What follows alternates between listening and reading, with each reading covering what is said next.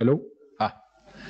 Okay, we're going to restart in 2 minutes or 1 minute as soon as our moderator is ready. I just need to tell you a couple of words that you need to tweet about this meeting, or send it if you have a user group on Skype or whatever. Share the URL for remote participation. We had quite a few remote participants this morning, but it was the usual suspects. So try and get your friends, your colleagues, and so on. You can tweet about this. It's EuroDIG 18. I will translate this, EuroDIG 18, but in Sandra's language, which is a bit remote, it's 18, and in Swiss as well. But anyway, so yeah, tweet about it, tell your friends, email any of your colleagues, and we've got hopefully an afternoon of interesting discussions. Let's go. Olivier, maybe I can ask for your help, because now that we are doing the discussion on the program, I have to take notes, but I can't look at the moderation and taking notes all at the same time. I thought you were multi-stakeholder. You are the natural moderator. Could you manage the audience and I stay quiet and take the notes so that we don't miss anything? Would that? I was going to check my emails and read the newspapers, and okay, fine. Sorry for that. In the second part of this day, we would like to discuss the program, and I think you have some comments on that. And then another could be funny, could be boring exercise, we will see how you are doing it, is agreeing on the overarching theme. In Brussels, we spent 2 hours on this, and it was really tiring. But last year, or in Berlin, it was really a fun exercise, and it ended up like an auction at the end. So let's see what you are doing about this, but the overarching team will be the one to carry EuroDIG to June and to promote it. So it has quite some of relevance for us. And then at the very end, if time allows, I will quickly explain how you can now really get involved, because from the discussion bilaterally I had that this is the process, how to get involved is not yet clear for everyone. So I would hand over the moderation to Olivier, and I stay quiet, monitor the online participants and take notes. Okay, and just I've had a question as to where do you find the remote participation links, and you just go on eurodig.org, join the planning meeting, and it's got all the details there, including this afternoon's live stream, this morning's recording of the live stream, and of course the WebEx contents. So Sandra, are we going to go just through every session in turn, or how do we do this? Because I'm not used to moderating this sort of stuff. Registration.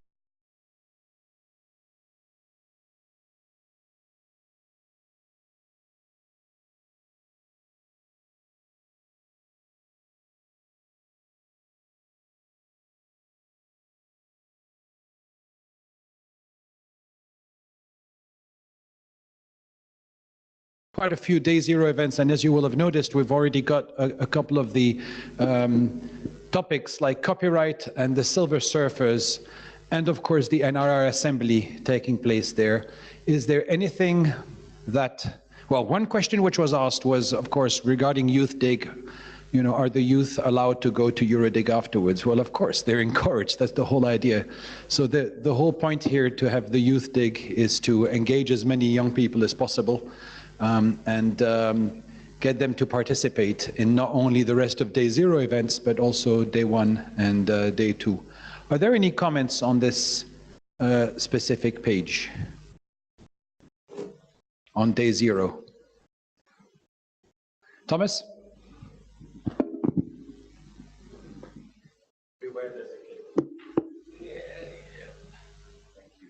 You need to turn it on, yeah. Thank you. I don't know whether Ucha is not here, but maybe it would also, just for the sake of information, be good to include the Georgian IGF. I don't know whether the times are already defined, like when you end, and then so that we see that we could maybe hold the NRI assembly after, or like that we avoid too much of overlap between, in particular between the final wrap up of the Georgian IGF. That would not be good if that was in parallel to the NRI assembly. Just a small point. Okay, yeah, thanks for this. Can we take note of that, please? Oh, and this thing is just Why gone. is the computer off?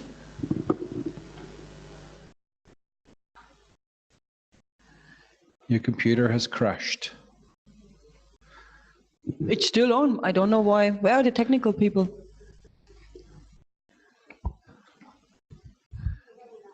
They're having lunch, yes. Uh-huh. Okay, so we've had a small technical problem, which happens at the best time possible. There's a blank screen now. And nobody's touched anything. So. David, could you please look if the technical people are outside, because this, Rainer's already, okay. Rainer's already on the case. So, regarding, Thomas, a comment to this NRI assembly. So first of all, we don't know yet what to do in this session, so any input is welcome. I'm just asking myself, because you said it shouldn't clash with the Georgian IGF. I mean, the Georgian IGF will discuss issues and the coordinators might be at the NRI assembly, so I don't think there is a risk of overlapping, because I think these are two different things or two different issues. So I'm not sure what the other thing, but this would be my understanding, that we are inviting mainly the coordinators of the national regional IGFs, and it's not about a content discussion, but what are we going to do there? That's still in the air, and I hope we can also collaborate with EuroDIG to set this up. And no doubt you'll take a note to discuss this with Ucha, maybe over dinner tonight, with much wine and cha-cha. Okay. Okay, then I think the projector has just turned itself off. That's probably why. Let me try and see the smaller screen.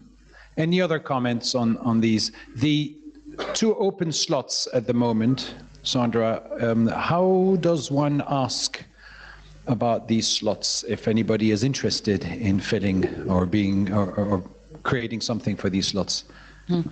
That's a very, very good question. Usually, people are contacting the Secretariat asking, can we do a side or a pre-event? If possible, we offer this opportunity. I think with side events during the 2 days, it's difficult because we are very limited in rooms this year. So I don't see much opportunity here. And then, of course, we give preference to those who participated in the call for issues. So to say, if someone submitted a proposal and we believe that goes good into the day zero, then those have preference. For instance, like the IoT Dynamic Coalition, they submitted a proposal, and now we know already that they are willing and they might get a slot. But if anyone else, like you just mentioned with the Southeastern European Partnership, I mean, it's the right moment to contact the Secretariat now and indicate interest, and we will see how the two remaining slots, or maybe we will have more remaining slots, how they will be filled. But I took note of your request already, so that's resolved. Okay, thanks for this. Any other comments on this page? No? Okay, then let's turn to day one.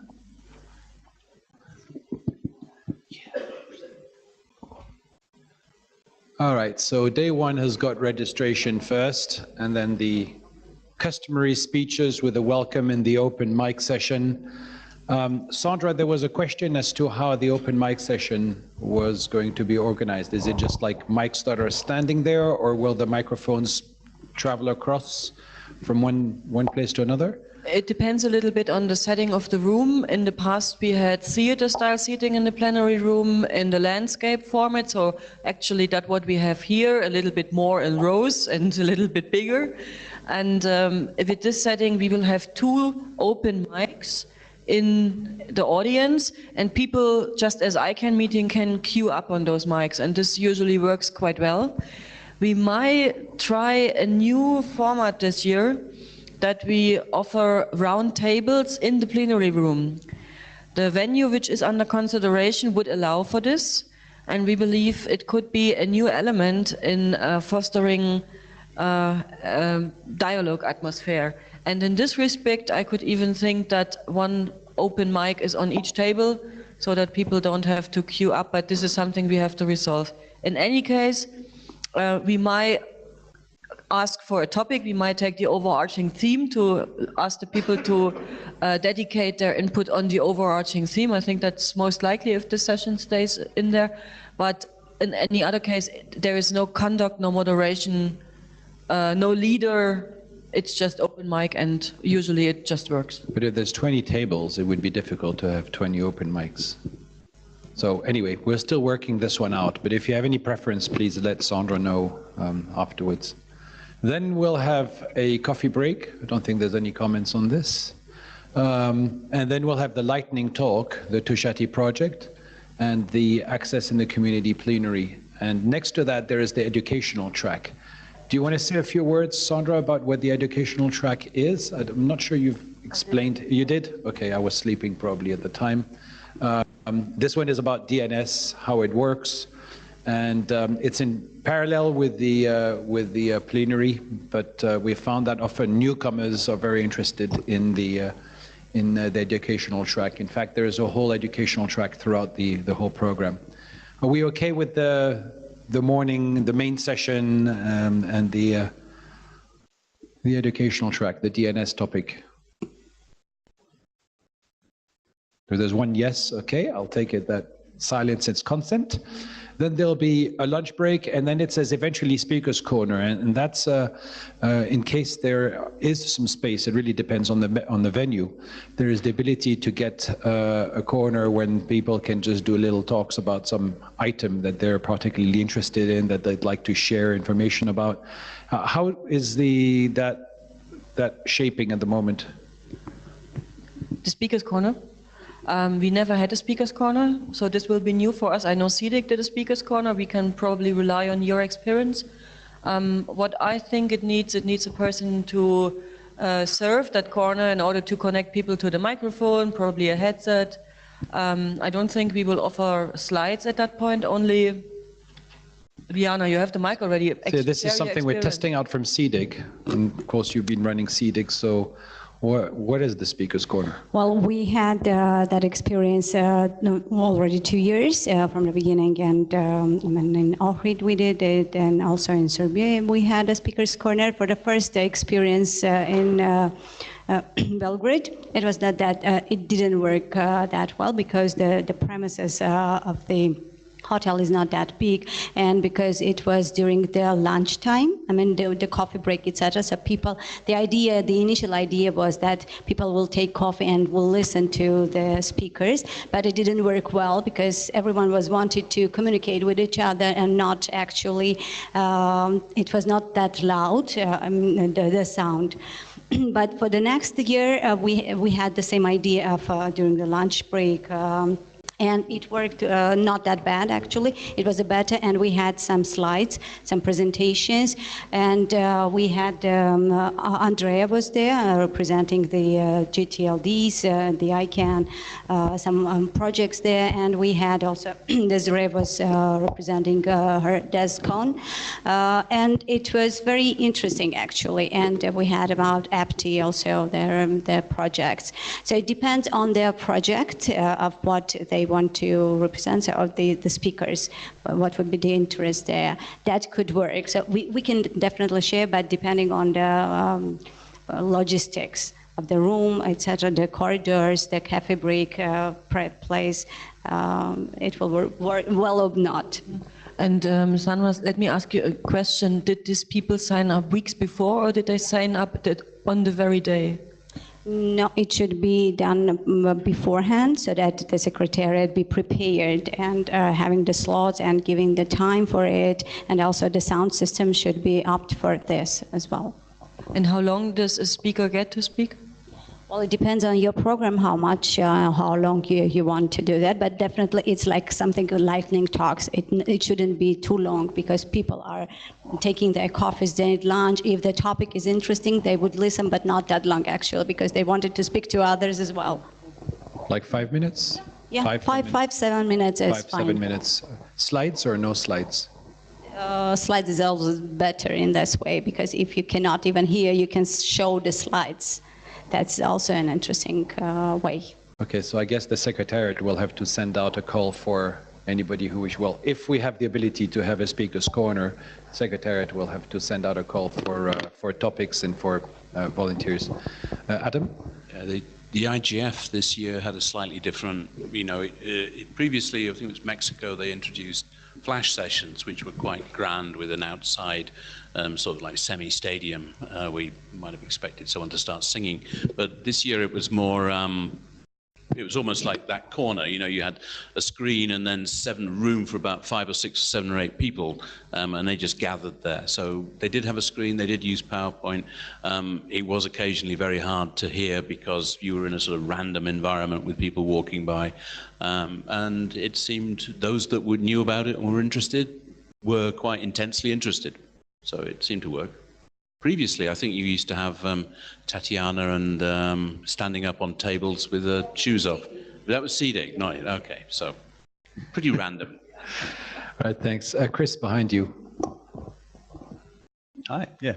No, I just wanted to say I think it's a very useful thing to have, because I think we're talking about an event sort of, well, nearly 6 months down the line, and I think it's important to save some space in the program that more recent eventualities can be discussed, and if there are developments that sort of warrant having a bit of discussion, this can be something that serves that purpose. In terms of what Adam was saying about the IGF and some people knowing about it, others not, it might be useful to make some concerted effort to promote the fact that this is there during the sessions, or have the sort of moderators of sessions at the top or tail of it sort of mention that there is this speaker's corner, and that people might like to go and find it. Discussion of hot topics. Is there a deadline by which people should apply for the speaker's corner, or we can set any? As late as possible, can I suggest? As late as possible. Okay, cool. Anyone else would like to speak in there? Adam? Again, That's something fine. that the IGF did not do, and was something that we advised them that they ought to do, was use social media to make announcements on the day or the day before, to allow people to let people know what's happening in these random flash sessions. That Twitter, Facebook pages and the rest is a good way for immediate delivery and sharing of that kind of thing. If there is a social media strategy for... There is a huge social media strategy. Excellent. It's the same size as Encyclopedia Britannica, 23 volumes, written by Sandra. So anyway, shall we continue then? After that, we have the afternoon sessions, four sessions in parallel, 3 workshops and 1 educational track. The educational track is all about blockchain.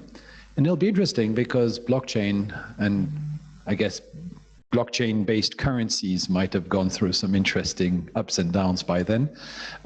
So that's the educational track. And then the other 3 sessions are the DNS, what makes it, what breaks it, online privacy, old problems, emerging solution, and the third one being digitizing European industries and citizen services. So are there any comments about the topics, the sort of title of the sessions, and also the alignment of the sessions, because there are sometimes clashes with people that have a specific interest in a certain set of streams, and it's present in both topics, and then they have to choose between one topic and the other. So we might need to, we might need to rearrange where the topics are, etc. Any comments on this? Do you see any potential conflict?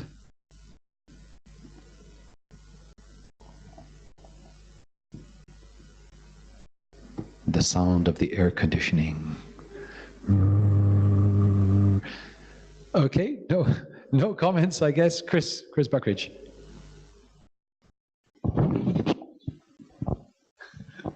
No, I just wanted to note the blockchain. So there was an educational track on blockchain last year, which was very popular.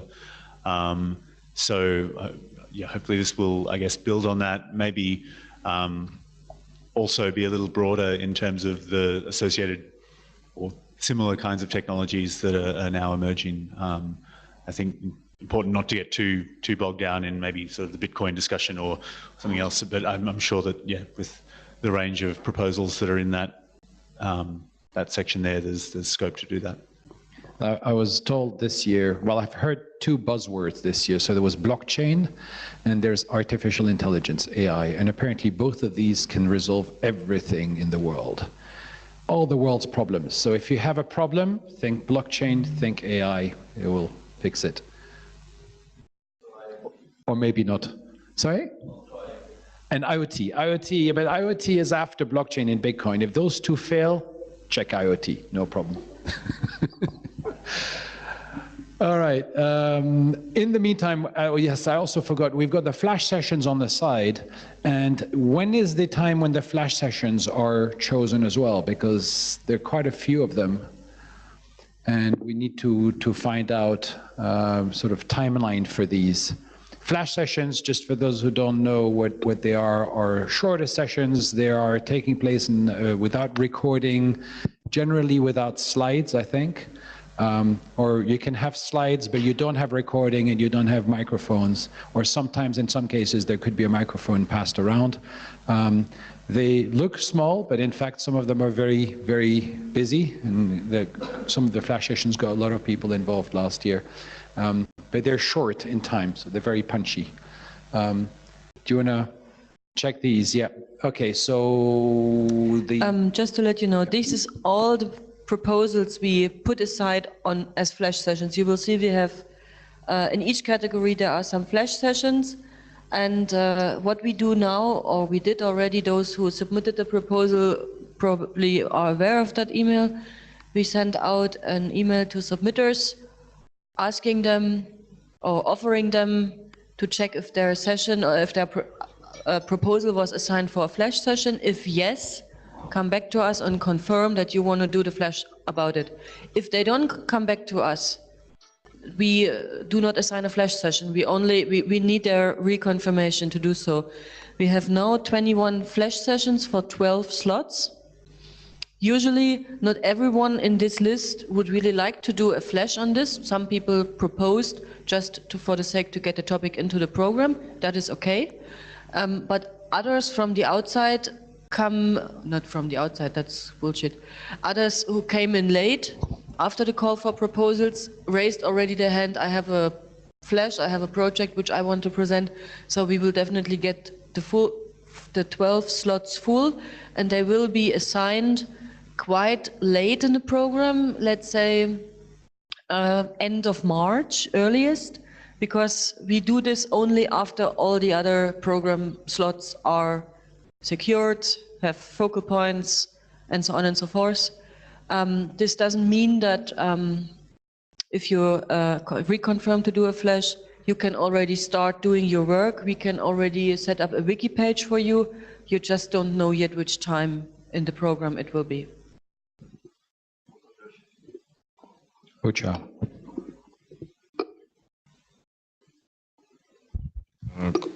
Could we move hate speech, is it possible, to the media and content? I think it will be more appropriate in the media and content. I hate speech and youth involvement to the media and content, just small suggestion. So from human rights, hate speech and youth involvement down to media and content.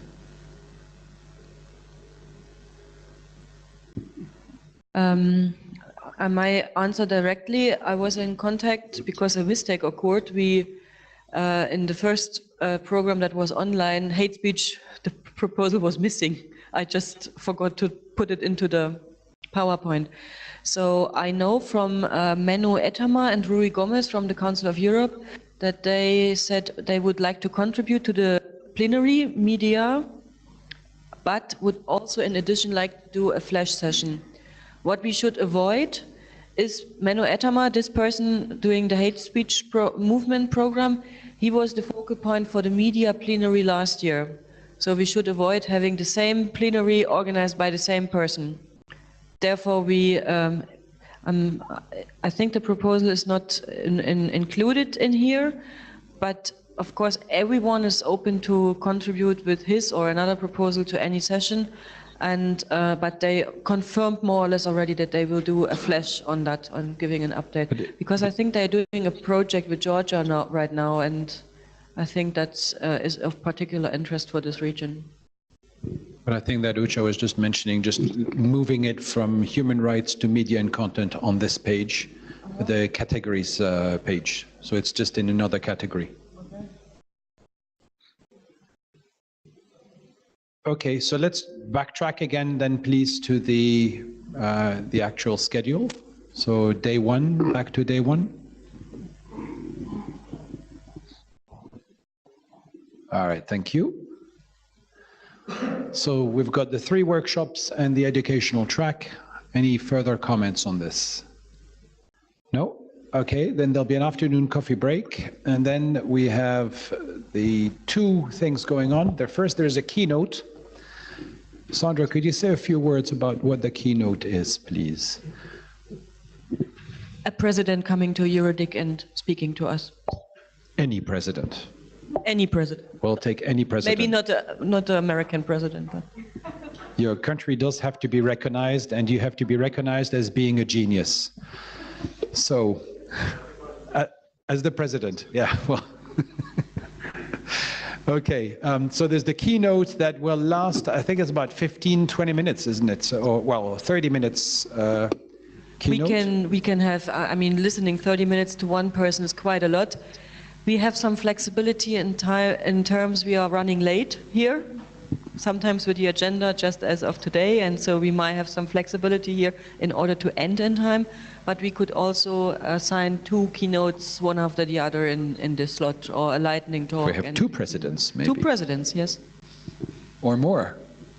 So that's the keynote, and then immediately after that, the plenary, the second plenary of the day, remedies to... Okay, we do have to change this SM skills thing. So we got the remedies, and then we've got the educational track in parallel. Irio, there's a mic right in front of you. This one needs to be turned on. We try to save the batteries. Yeah, thank you. Even though we like acronyms very much, but I think that we should spell out social media in the title. I'm sorry for using a confusingly similar acronym to something else. Thank you for this. And the educational track on GDPR, as was mentioned earlier, obviously there will have been a lot of things having taken place ever since, with the GDPR coming in effect by June, so that will be fine. Giacomo at the back, let me get you a... I've got one here. Thank you. As we discussed this morning, I think that this positioning of this the solution for the GDPR doesn't work, so we need to think something else.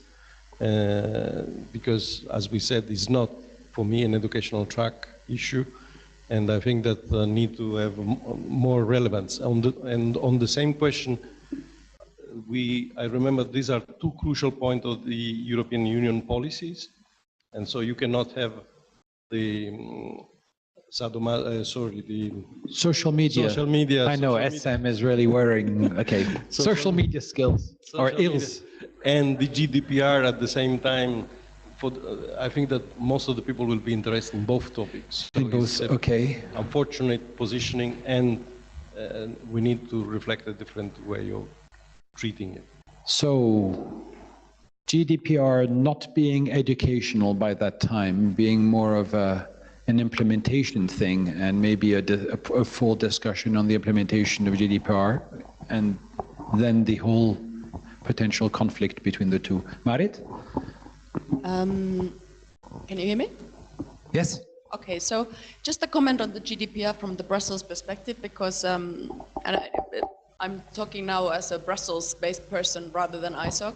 So in Brussels, we've been beating the GDPR to death for the last 5 years. So I think, I mean, I appreciate that we are in Georgia, and maybe it will be interesting for the non-EU countries to understand. But I think many people who are in the EU circuits, you know, this is already a very known topic, familiar topic.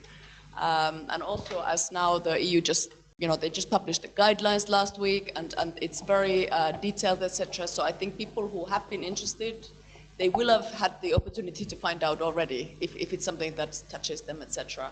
So I'm just wondering to what extent it should be raised on the agenda, because I'm not sure policy-wise there's any more that much to discuss, because the policy process has been concluded. So it is then to the implementation perhaps, but does that deserve a workshop, or, you know, how many people are impacted? I'm not sure. So Should this move to a flash session? Open question. Okay, Adam, Ucha, please, let's go. Me? Yes, so Valentina Scialpi from the European Commission. Yes, for sure, I'm sure many people that are not maybe in the EU bubble still are very keen and very interested in the topic, and maybe they want to know more. Yeah, but for sure, you know, there is a lot of noise around the GDPR right now, so I just want to make sure that whether it's educational track or session or flash session, that there is someone from our side especially, you know, providing our point of view, which at the end of the day is one of the most important. You know, I don't want to continue all the noise and the rumors around the GDPR that sometimes are also not very, you know, substantiated. But you would be in favor of moving it to a flash session then? Maybe a flash session, yeah, it's too short, and also I know you already have a lot of proposal. Now I don't know which one you want to take out to put the GDPR. That would not be very fair also to the proposal. Educational track, I don't know. The fact that it overlaps also with one of our biggest interests, and I am afraid many of our high-level people coming from the European Union will still be in the social media session too. Yeah, I don't know, maybe move it around. For the educational track, I don't know, maybe a normal session. But my point is, yeah, please make sure that there are people, you know, that. So what I get on, because it's good that we speak about it very in detail, what I get is that we should avoid to do those two issues in parallel. Would you agree if we switch blockchain educational track with GDPR track? Maybe. No? Giacomo, please talk, Mike. Online privacy. Yes, True. that is exactly the same topic, so you cannot have divided the audience. True, that's true. So then we could switch this educational track to here and do the blockchain here, but then we miss out that opportunity to, no, this doesn't work because doesn't work with here. Okay. Sandra, Andrea Beccali has got his hand up in the... Okay, so I think WebEx now as we have a well. queue in We've got quite a few people, operation. yeah. We had some people. I saw Ucha raised his hand very early, Adam, Thomas, Andrea Beccali, and there is one remote participant who makes a lot of noise. Please mute yourself if you are not speaking. So we go this line, Ucha Ucha first, Adam, Thomas, and Andrea online. Right now, I have SMS on my phone from our agency who is responsible for personal data protection. I mean, they're trying to push and create some new amendments, so it's very hot topic also for Georgia right now because of GDPR. So I think not to move this flash session, to let it here somewhere for discussion. That's it. Not take and move to the flash sessions. So to keep the GDPR as it is. For as us, the it's main very session. important. I mean, for It's Georgia, very important for Georgia. I can see also Liana also mentioning that's important for the region. Okay. Adam? I mean, from ICANN's perspective, of course, it's probably the largest issue we've faced post-transition, so it's an enormously important issue for us. But that doesn't mean we want it on the agenda to discuss ICANN. I think where it becomes very interesting is extraterritorial sort of views on data protection and privacy, and particularly from, you know, you can take it from the European Union to the larger 47 nations to the global aspect of this. So it's an issue that should be on this agenda, and it's highlighted by the fact that it becomes law with fines pending globally 10 days before, or it might be 11 depending on how many days there are in May, I don't know. But whatever it is, it's 10 days before, and it's an extremely important issue. It doesn't seem educational to me. So that seems like a mistagging. I don't see how that is educational per se. So that doesn't seem appropriate. It's just an important session, an important discussion. And then, of course, the clash with the European sessions doesn't really make sense. But I do think it merits a larger positioning than it has at the moment. And I'm not saying this because of ICANN. That just happens to be something that's concentrating our minds at the moment. So just an example of why it's important. But very important. Just to let you know why we called it educational. The proposals in this respect went into that direction, and we believe, I mean, there are two different opinions here in the room. Some people based in Brussels say we have beaten it to the end, and I guess there will be more people in EuroDIG in Georgia who can't listen to this anymore because they are preaching and praying it since ages. But then there are others who are just waking up. And educational session was it called because we thought we give the opportunity for some who are not yet up to the level of knowing about this, and this might have, I see the Georgians are all nodding, so maybe we could even think about doing a pre-event or putting the educational or intro, or call it whatever you want, to put it on day 0. In one of the spare slots in the afternoon? Pardon? In one of the spare slots in the afternoon of day 0? Yes, maybe. Maybe. So that those people who really have an interest and who need to get up to speed on the GDPR issue are then prepared to participate, or better prepared to participate in the discussion during the EuroDIG. That's just a thought. But Thomas was next. I have a question. What is GDPR? Ah, no, I'm sorry. Actually, out. Step outside. Because some people call it GPDR, but that's maybe something different. When you're dyslexic, it makes sense, yes. What would make a lot of sense, the question is, because you have some people that say this is killing our industry compared to data regimes in Asia and in the US and so on and so forth. Others say, no, this is a comparative advantage because we are the only ones that have a sustainable way of dealing with data in a way that users will trust the industry and so on and so forth. This would actually be an ideal session to not have a panel, but to have one pro and one contra, 5-minute entry statement of a VIP, if you want, and then have a debate with the whole room, because by then probably everybody will have a view on GDPR, and you could include startups in this discussion. How does it affect a startup? How does it affect industry? Do civil society people think that this is good enough, or it's not good enough, or it's, and so on and so forth. So I think this is probably still a hot topic in terms of competitiveness of European industries and so on and so forth. But maybe we take it aside for the moment, because I think it's a fundamental issue, go through the whole program, and we may identify a slot once we've gone through everything, and keep thinking about how. But I would give this nevertheless that people are fed up, because the discussion will not be over at the end of May.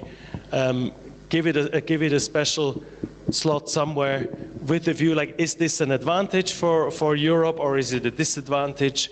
And have like a very provocative discussion, including as many people in the audience, with just 2 short entry statements. That would be my spontaneous idea on this. So a debate. That's an interesting thought. And then we have, about this GDPR, we have a lot of discussion going on in the chat, and Andrea Beccali from the remote participants. Andrea, if you can unmute your phone and speak to us, I hope the technical works. Hello, good morning, or good afternoon. Can you hear me? Yes, loud and clear. Perfect. So I'm sorry not to be there with you, but I'm trying to do my best and follow remotely.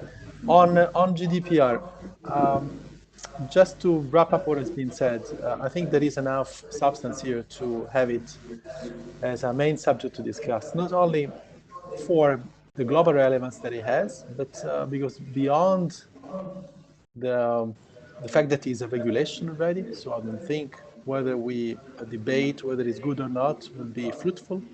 Maybe we should have had this discussion 5 years ago or 3 years ago. I think we missed that spot. So it's going to be the law, and it's going to be having an impact in Europe and worldwide. What I think we should focus on, and probably put EuroDIG at the forefront of that, is understand what will be this impact. We still don't know what is this impact. Companies, there was an article in New York Times a few days ago, but companies, including Facebook, they said this regulation will fundamentally change how the internet has been working so far. The GDPR embeds in itself the right to be forgotten worldwide. I remember we had session rights to be forgotten the EuroDIG when it came out from the sentence in Spain.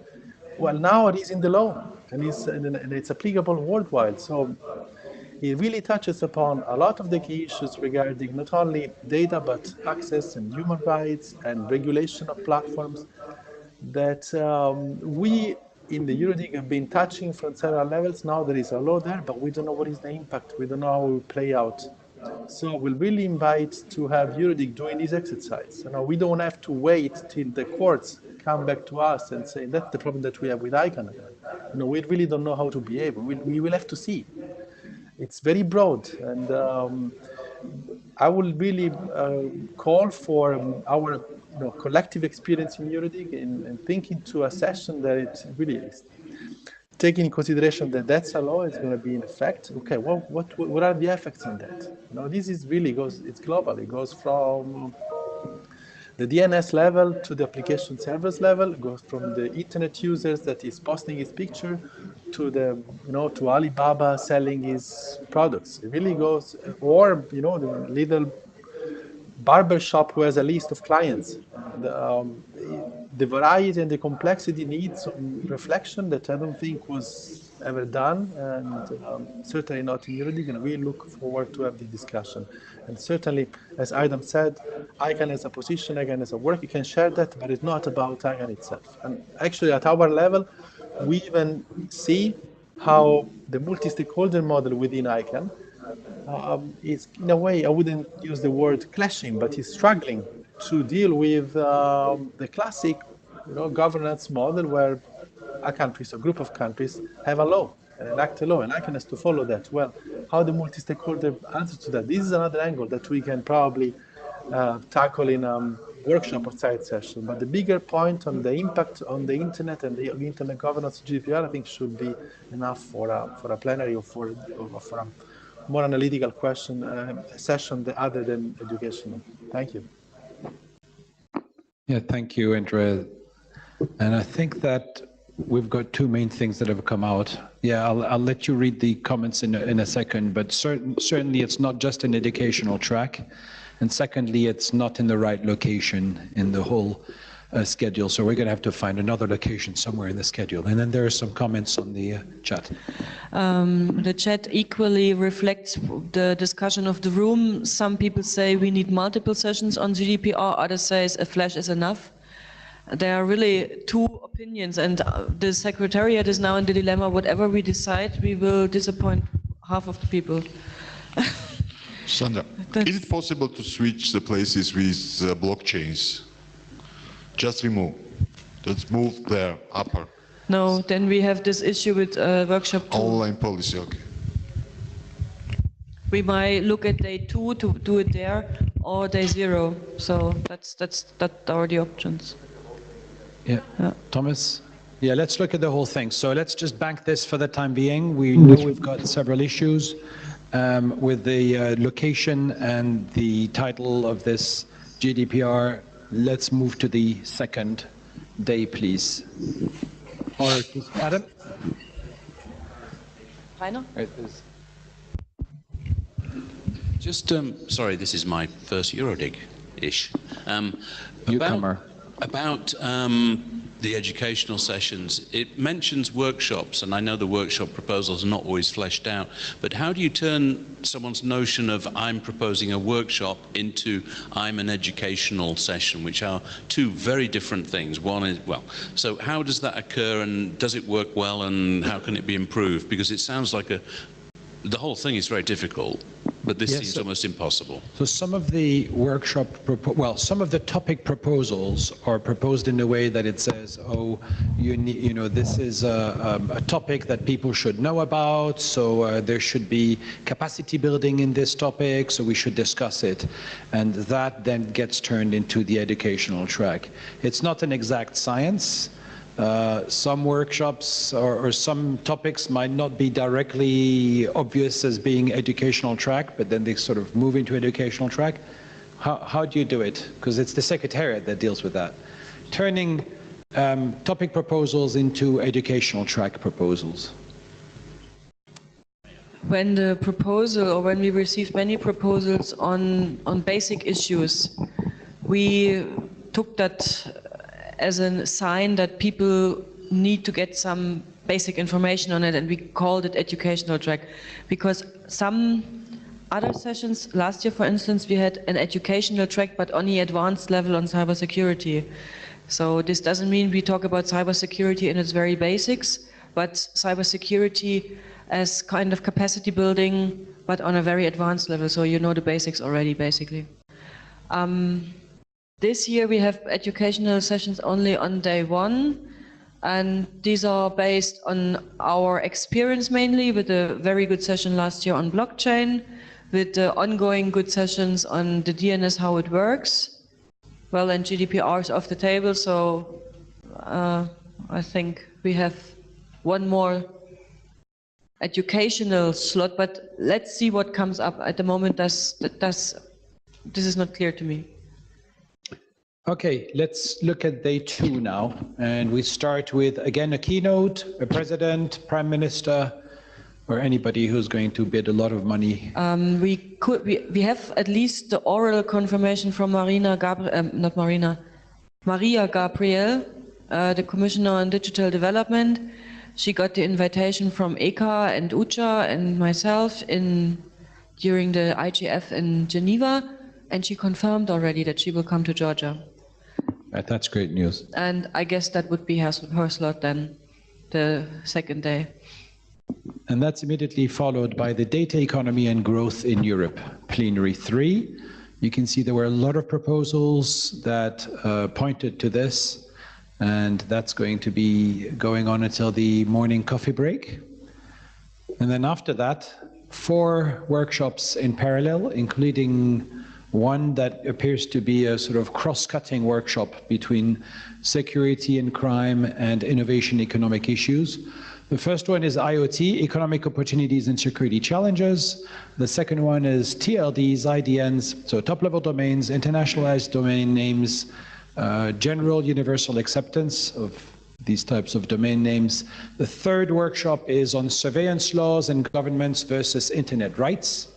And the fourth one is platform and data neutrality, access to content. Is there any conflict between these workshops? And if there isn't, could there be the possibility of swapping one of these workshops with the GDPR that we were speaking about earlier? I gather that that could be another step, another way forward. So we could either have the GDPR discussion on day 0, or we could have it on day 2, swapping one of the workshops over. Thank you, please. Kete, that's the name. I have one question. So GDPR is under educational slot. So in my opinion, it's just my opinion, I do believe that it will be really interesting for young people. You mean day 0 for young people. It's educational and it's new, and I cannot speak with all of young people name, but in my circle, I do believe, especially I took online course for it, and it will be super interesting for me to attend. So I just think it's super nice to have as under educational slot, maybe day 0, but it's super interesting. So if we had the GDPR as an educational slot in day 0, could we still have a debate? Because I think the concept of a debate was quite interesting, for or against. We'll see. Thomas, we need, you've got your mic. Thank you.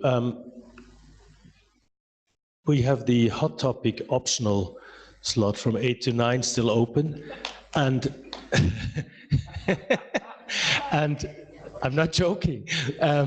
And the plenary that follows after the keynote is about data economy and growth in Europe. And I'm sure if we haven't discussed in the plenary the GDPR before that, that will pop up 50,712.790563x times during that plenary anyway.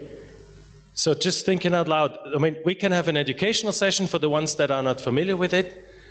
And then we can have a hot topic session for the ones that don't bother, they don't have to get up and go and have their nice Georgian breakfast. And the ones that would like to participate in a controversial debate, they will And if we have Ms. Gabriel there as well, she could also be participating somehow in that thing if she wants. This is just thinking out loud, but maybe that would be a cluster that would somehow be coherent. Thank you. Well, that's an interesting thought. From experience in previous meetings, including ICANN meetings, I do recall a couple of occasions where a hot topic was brought in very early, i.e. 8 o'clock in the morning, and it was extremely well attended because it was so hot that everyone just forgot their hot breakfast and got the topic instead of the croissant. So but sorry, the hot topic is really a slot which remains open until a topic pops up short before. If you know about this hot topic already now, we should include it in the main agenda. But then let's say the topic will pop up at the end of May, and it will be called, as a big surprise, GDPR. Adam. Just definitely not speaking as I can. I think GDPR, particularly the way that Thomas described it, with the pro and the anti of European economy and all the rest of it, is a much more interesting plenary topic than blockchain, which will be all over the place because it's an extremely all over the place topic and not very interesting for a general audience who will not have the background in it, will not understand all that and understand how all the registries and all the databases work and so on and so forth. So it will be it will go over most people's heads and be only interesting if people talk about the millions that are made from Bitcoin. I'm trying to be a little bit controversial, but I think it's a much more interesting general interest topic than blockchain. If you buy some Atom coin today, you might get rich. But that's exactly what I mean. And that's why it's not interesting. Yeah. Liana, did you wanted to say something a bit earlier? Or? Oh, Marit, then. Yes. Go ahead. Marit, please.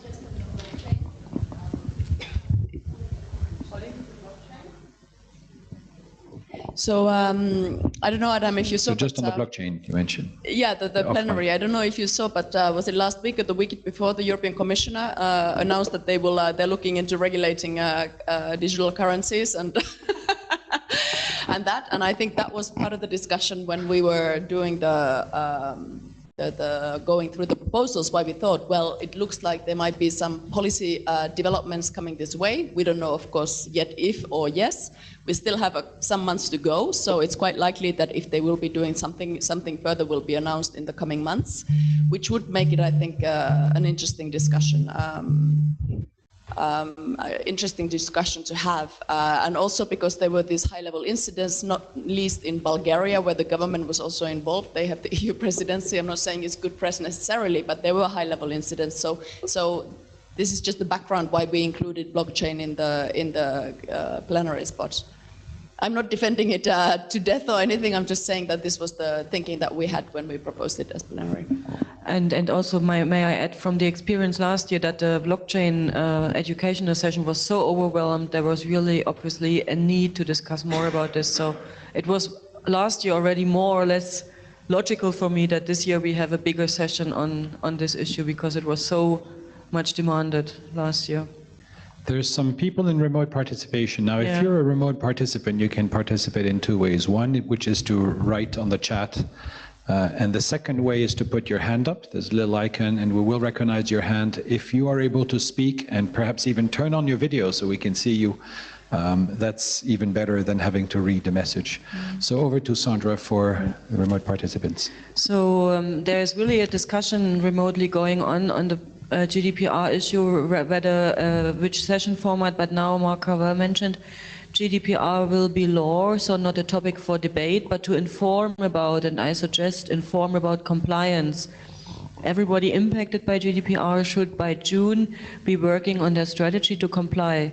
EuroDIG as a multi-stakeholder forum can help with compliance strategies, so more a day zero session topic, question mark. And former EuroDIG fellow answers, his name is Raphael, probably say it wrong. Yeah, say it loud. Borgard Lacroix, okay. With a good Swiss accent. He says, I understand your point of view, Mark, but from a non-business, non-government point of view, but civil society, academia, and individual user, there can be still a debate. That is, law can be a subject of debate, not only of how to comply to it. That is why I think there should be several sessions on GDPR, at least 2.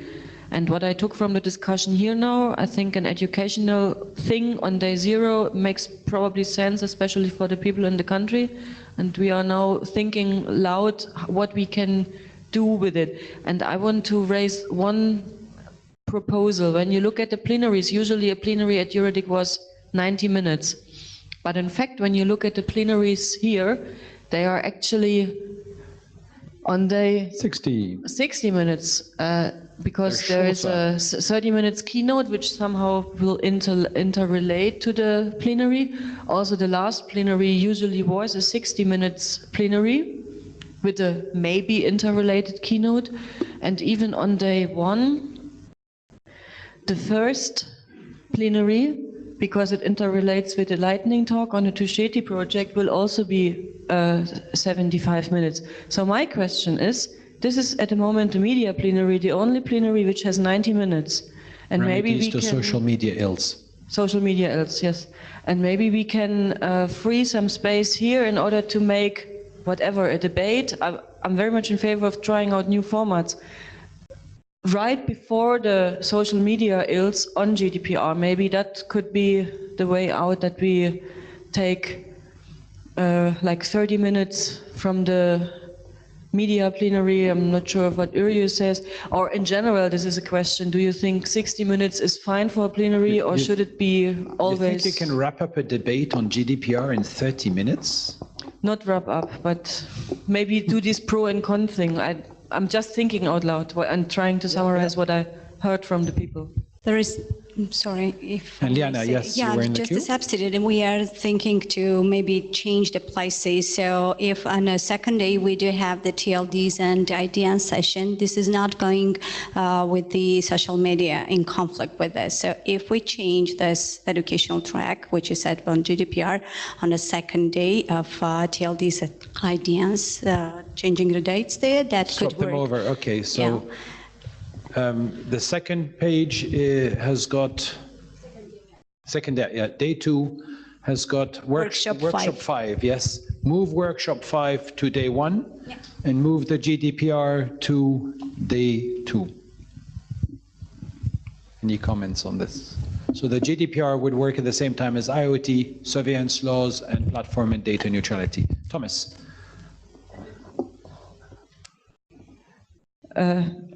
Am I understand you right to move it in parallel to the media plenary, to plenary 2? Ah, okay. Okay. Mm. Thomas? A few comments. I think one point. Basically, EuroDIG has been set up to, and I encourage everybody to share their feelings about this too. EuroDIG has been set up to be as interactive as we can. And now I understand that we have free keynote slots of 30 minutes or 15 to 30 minutes. And I think this is, I'm not sure whether we should have free, because this is time that somebody, one person, no matter how very super duper important that person is, but that is taking away time from the interactive dialogue with everybody. So I think we're getting to a point where we need to be careful. This is a very personal remark. So we may have either 50 minutes, because you can say a lot of things also in 50 minutes, or like we may rethink how much time we give to individuals. That's one point. Again, if you want to be interactive, a 60 minutes plenary is okay if you have no panelists, if you have 1 or 2 entry statements but no panelists, because otherwise you will have 5 minutes in the end and the panelists will take up the rest of the time. So I mean, we can do whatever we want, but we need to be mindful of what we want to achieve and what the best formats may be. So if we have 60 minutes plenaries, I think we should do them without panelists. We may have people in the room, because otherwise there's not enough active interaction. Otherwise we should remain at 75 or 90 minutes, unless it's something very specific that you can discuss in 60 minutes. So I think we should really be careful in not, I know it's not the intention, but we are twisting the format in a way that I'm afraid that the interaction with the public, with the audience, may suffer. So just to keep that in mind. Thank you. On the topic of keynote, I recall previous EuroDIGs where the keynote speaker had a smaller amount of time than the 30 minutes allocated to them, and then they had to take questions. I'm not sure this was valid of presidents, but it certainly was valid, I think, of Joran Marby when he spoke, or maybe not Joran, maybe a previous ICANN CEO. We did it in Brussels with Marina Kaljurand and Commissioner Ansip and who was the third? Torbjörn Jagland. There we did keynote first and then question and answer, but here we had 3 people giving it keynote. Last year, Thomas is right, nobody did really need 30 minutes and you don't want to listen 30 minutes to one person. But these were always the moments when we could catch up the agenda when we have been delayed at some point. With Joran, we wanted to do a follow-up, but it somehow didn't happen because he was not briefed, or I don't know. No, he was told before, you're going to have to answer questions like, oh, okay. And then the person who was moderating at the time said, thank you very much, Joran. Let's move on to the next thing in our agenda and piss off, get out of the stage. No, well, he wasn't quite the P word, but it was very quickly out, and Joran was a bit surprised that he was wheeled off the chair. So I mean, to refer what Thomas just said, we can definitely put that into the agenda that the keynote is 15 minutes only and not 30 minutes, and then the plenaries are back to 75 minutes at least. This would concern the 2 plenaries on day 2, and it would give us more space on before the last plenary on day 1, if we put that into the agenda. Yeah. That's up to discussion. Okay, so that's one thing up for discussion. The second thing up for discussion is the swapping of TLDs and IDNs with the GDPR. Here I would say then the TLDs clashes with the IDNs, and these might be the same people discussing it. In where? If we switch workshop 5, TLDs, IDNs, general universal acceptance, this clashes, in my opinion, with DNS, what makes it and what breaks it on day 1. Oh no, sorry. Yes. Sorry. No, it's in parallel to the... Would you like some coffee? Where Sandra hasn't slept much in the past few days. Okay, so these are the 2 things on the table at the moment. Going once, going twice. Anybody wants to raise? We're going to have Thomas, yes? I was waiting for others. The rich gentleman around the corner from Switzerland.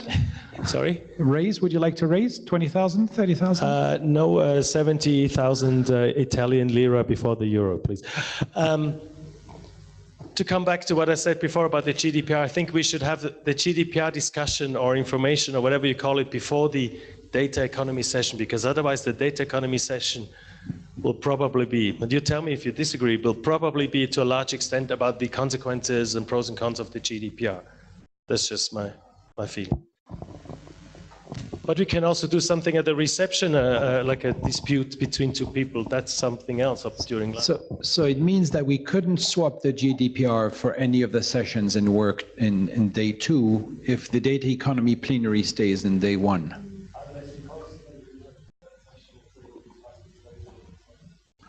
Can we swap plenaries around? I.e. keeping the GDPR in the first day, swapping the 2 plenaries, data economy and the other one around?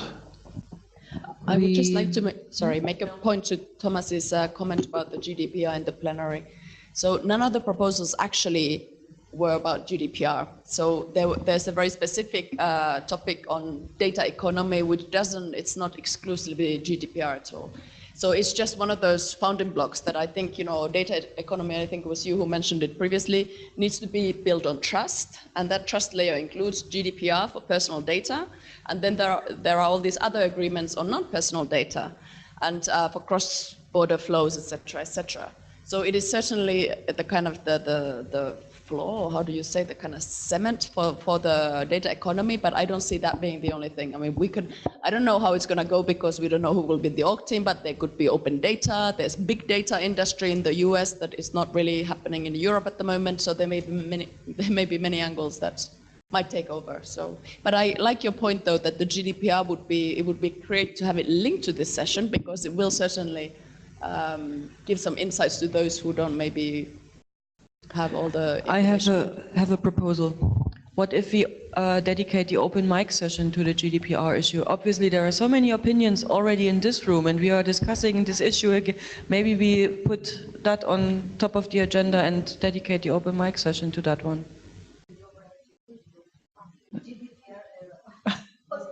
Is this a proposal we could agree on? I like it, and I think if you do on day 0 the educational track for those who are not yet up to speed, then that would enable everybody to contribute. And also it's quite topical because you will have the date just 10 days before, so you know. Is the open mic session usually topic based? Last year, we took the proposals from the Internet Governance Development Cluster, and it was called Internet Governance, How Does It Affect Me?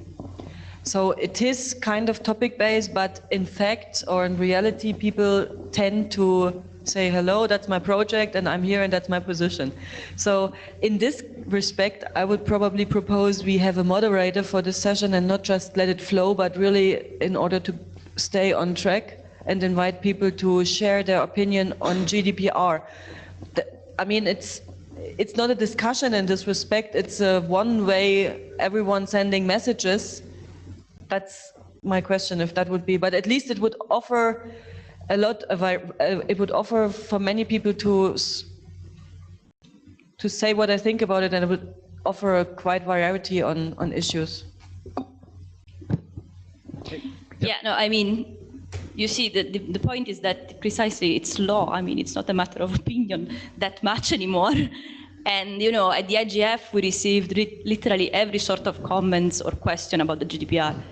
So the real point is we really want to put the facts straight there. So I don't know if that's the right format that everybody goes and. But the day 0 would have the information about educational track, and then day 1 would have the shoot down at the OK Corral. Yes. Pro. Mike, please. Still, we can speculate about would that be an advantage or disadvantage for Europe. It doesn't matter anymore. It's there. Yeah, that would have been maybe still is an interesting question, but it's really all speculation. Yeah. Can you take mic, please? Excuse me, could we have a mic for? Sorry. Hello.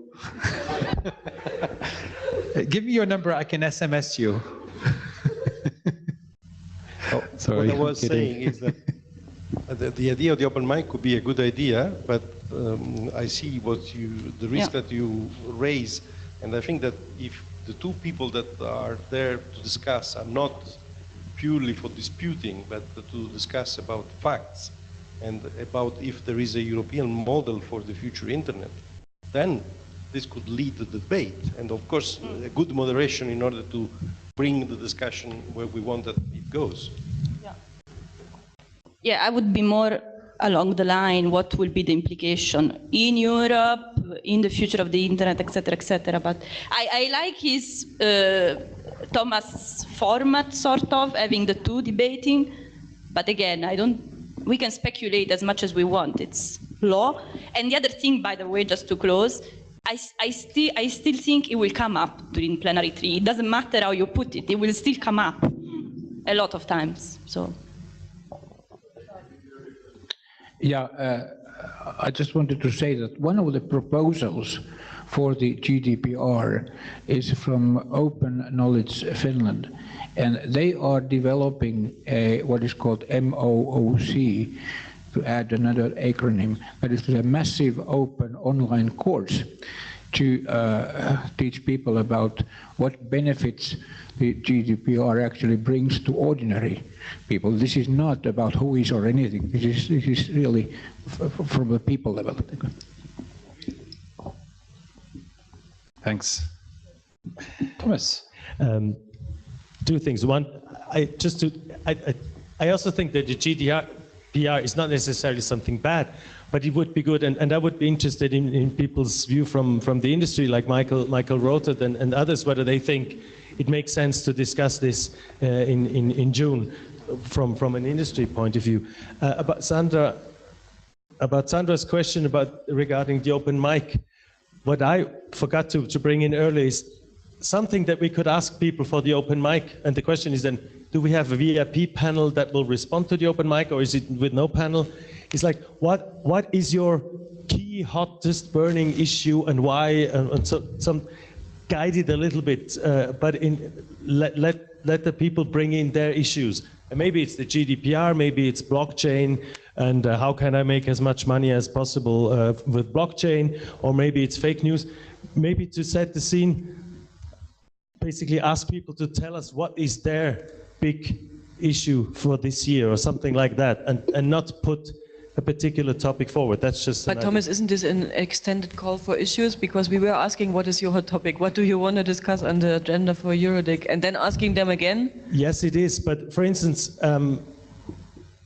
not everybody has had the time to work on, think about an issue and make a proposal. So you give a voice to different people than the ones that have the resources to send in proposals.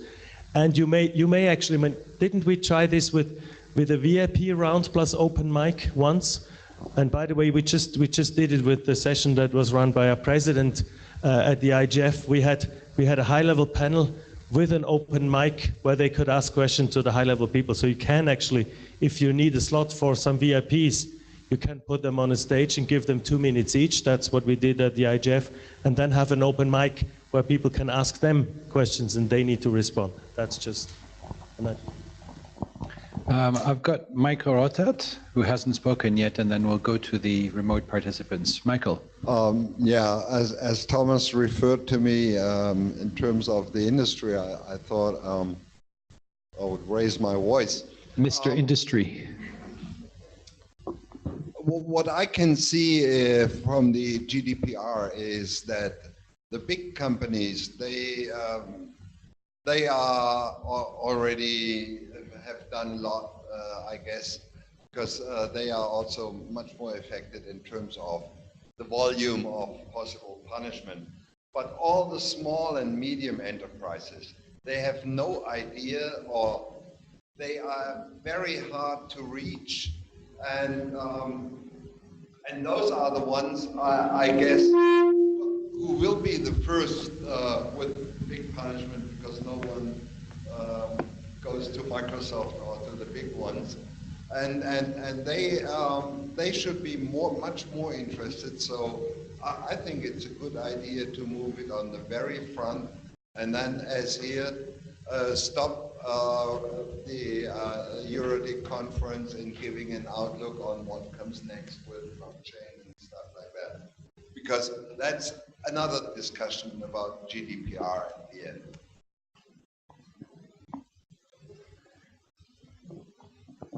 Sandra? Sorry, just that I get it right. What concretely, it sounds very concrete, but what concretely are you proposing? First plenary on GDPR. Instead of access? Not plenary, sorry, open mic. Instead of open mic. But is it open mic with a theme GDPR, or replace the open mic with a GDPR? No, open mic with a theme GDPR, in order to catch those who have still problems and not understanding on what to do exactly and how they can be affected. But do you think an open mic session will deliver this message to? It depends on the moderator. You do it. I will teach you. Okay. I do have a question regarding the open mic, and this is me taking the moderator hat and putting the participant hat on. Isn't an open mic pretty much a case of you can stand at the mic and talk about anything you want to? Now, if we start saying it's an open mic on GDPR, does that totally restrict the open mic? And then where is the location for people who want to talk about other things than GDPR to be able to stand at the mic? The open mic session, as I said, was always dedicated to a topic. Sometimes it was the overarching theme, but not always. We are doing it we did it 2 years. We did it first time in Brussels and second time in Tallinn. I'm not sure of Sofia. Sofia, I think we didn't have an open mic. So 2 times. 2 times it worked out well, and it was on a topic, but the topic was so broad that actually everyone could say anything. So it would be a new kind of thing to put the open mic under a topic. No, yeah, but not if you have an overarching theme which goes into GDPR. We are coming to this in a minute, I hope. Yeah. Okay. So shall I read the online? Please go ahead, So Sandra. Remote participants. Personally, I think in the interest of time, we should wrap up this. We have a lot of input, and we will have a global look at the program and come up with a new proposal how we are dealing with GDPR. Just to finish with the online participants, Raphael also says, I agree with Mark as law, not much point to be debated. It would also add the impact of GDPR and how it will be implemented by nationals, DPAs, and appealed in courts. The practice and impact on internet industry and ecosystem is still not clear. He also supports the idea to have the GDPR debate in an open mic session and then follow up with some flash or workshop. And then Andrea Bicali says, what about inviting key internet player to present how they will comply with GDPR, for instance, Facebook and Google? So this could be another opportunity. And I think this is so much input on this. I think with the subject matter experts, we will go back, review the program and keep all that information what we have and rethink how we are including this into the program. So then we can move to the last bank of workshops, which is the afternoon of day 2, AI replacing humans, ethics and the future of work. That also is a cross issue between human rights and innovation and economic issues. Cybersecurity in Europe and beyond, norm-making processes, freedom of expression versus regulation, very interesting topic here too, and consumer rights and cross-border e-commerce. Do you see any conflict between these workshops? No? If only everything could be like this. Excellent. So that's the last round of workshops. And then blockchain type technologies. As you know, there was a discussion as to whether this should warrant a plenary or not. And I guess there are varied views here between the yeses and the nos. Michael. I'm not happy with the title, if this is the title, because it describes different issues. Blockchain is one mechanism, and I think the type technologies refers maybe to cryptocurrency, which has in a first instance nothing to do with blockchain, but or can be separated from blockchain. So I would recommend maybe to have a more aggressive title saying blockchains are replacing intermediaries, or are blockchains replacing intermediaries, question mark? So, something like this, and then you can put the bitcoins and currencies as an extra element under it, but you have the blockchain as such. And my imagination is that it surely can replace intermediaries, a lot of them. Wait, we will see in the next decade.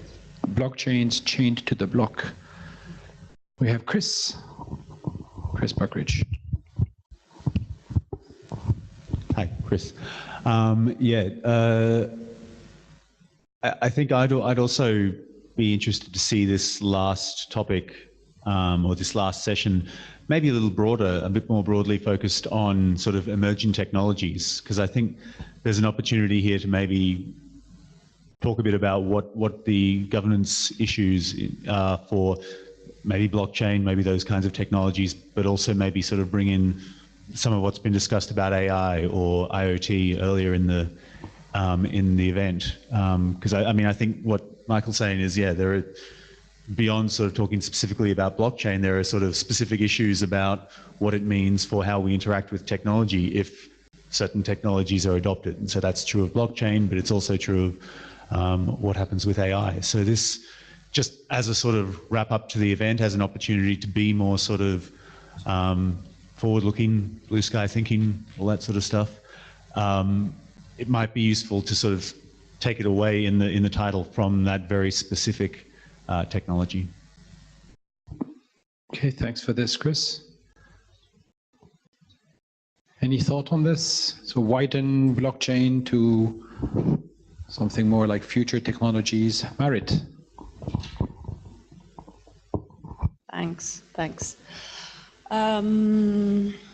Yes, I take Michael's point that I mean, this is totally just a working title, as Sandra as well said it, and I frankly said, and we made the point to Sandra as well, that I by no means, nor Frederick, frankly, are blockchain experts. So in terms of making this session work, the number one concern should be to find some focal point who actually has a very complete understanding of all these issues. And maybe this focal point doesn't yet exist in our EuroDIG circle, you know. We might have to reach out to new communities that, you know, to find these people to make this session interesting, because there is a risk that it will be, you know, not from the right angle, etc. But I think in a way that's quite nice and ambitious for the EuroDIG as well, because the whole point is to try and reach out to new audiences and to expand the circle. I also take Chris's point. I think the only risk there is that the discussion will be so generic then that the end result will be just, you know, that there won't be enough, you know, kind of concrete conclusions on where we're going, etc. Especially as we do have those AI and the IoT already as separate workshops. So there will probably be some policy debate there, and from government perspective as well. My thanks, Marit. Thomas. Yes, thank you. I would also support trying to be a little bit more broad and also targeting or provocative at the same time. For instance, something like, will the Swiss bank survive the blockchain hype, or will blockchain be more detrimental to the UK finance market than Brexit, or something like that? That would be, I think, inspiring the debates. Now, both B words. and Brussels is the third one. You have a very good point. This is an opportunity to get new people in, think about what would be as a SME. It's not a social matter expert, a subject matter expert. So yeah, I think this is an opportunity also to use to widen the EuroDIG community to some extent. Okay, so that's pretty much the program that we've been discussing. It might seem a bit tedious. Is there anything else, any other comment online, Sandra, by any chance? I can see there was text that was scrolling by, and I'm too far to read it. There are no comments from the remote participants so far. So what I take from this discussion as a homework, we have to resolve the GDPR thing somehow. So there will definitely be a change in the consolidated program version. And I took some minor notes on day 0, and that we might look for Flash for IPv6, and that we do something with small and medium enterprises on day 0. We just agreed that some people will meet in the coffee break to brainstorm about this a little bit more. But I think the key thing is to find a solution for the GDPR, and then the blockchain title. Yes, it's a working title, and here really I just don't know where I should find this external expert from. So maybe anyone could help. Michael could help. Perfect. So you're moderating the open mic session and helping with perfect. Has Sandra captured all the points well? Ucha. No, just clarification about day 0 and the national IGF. Oh.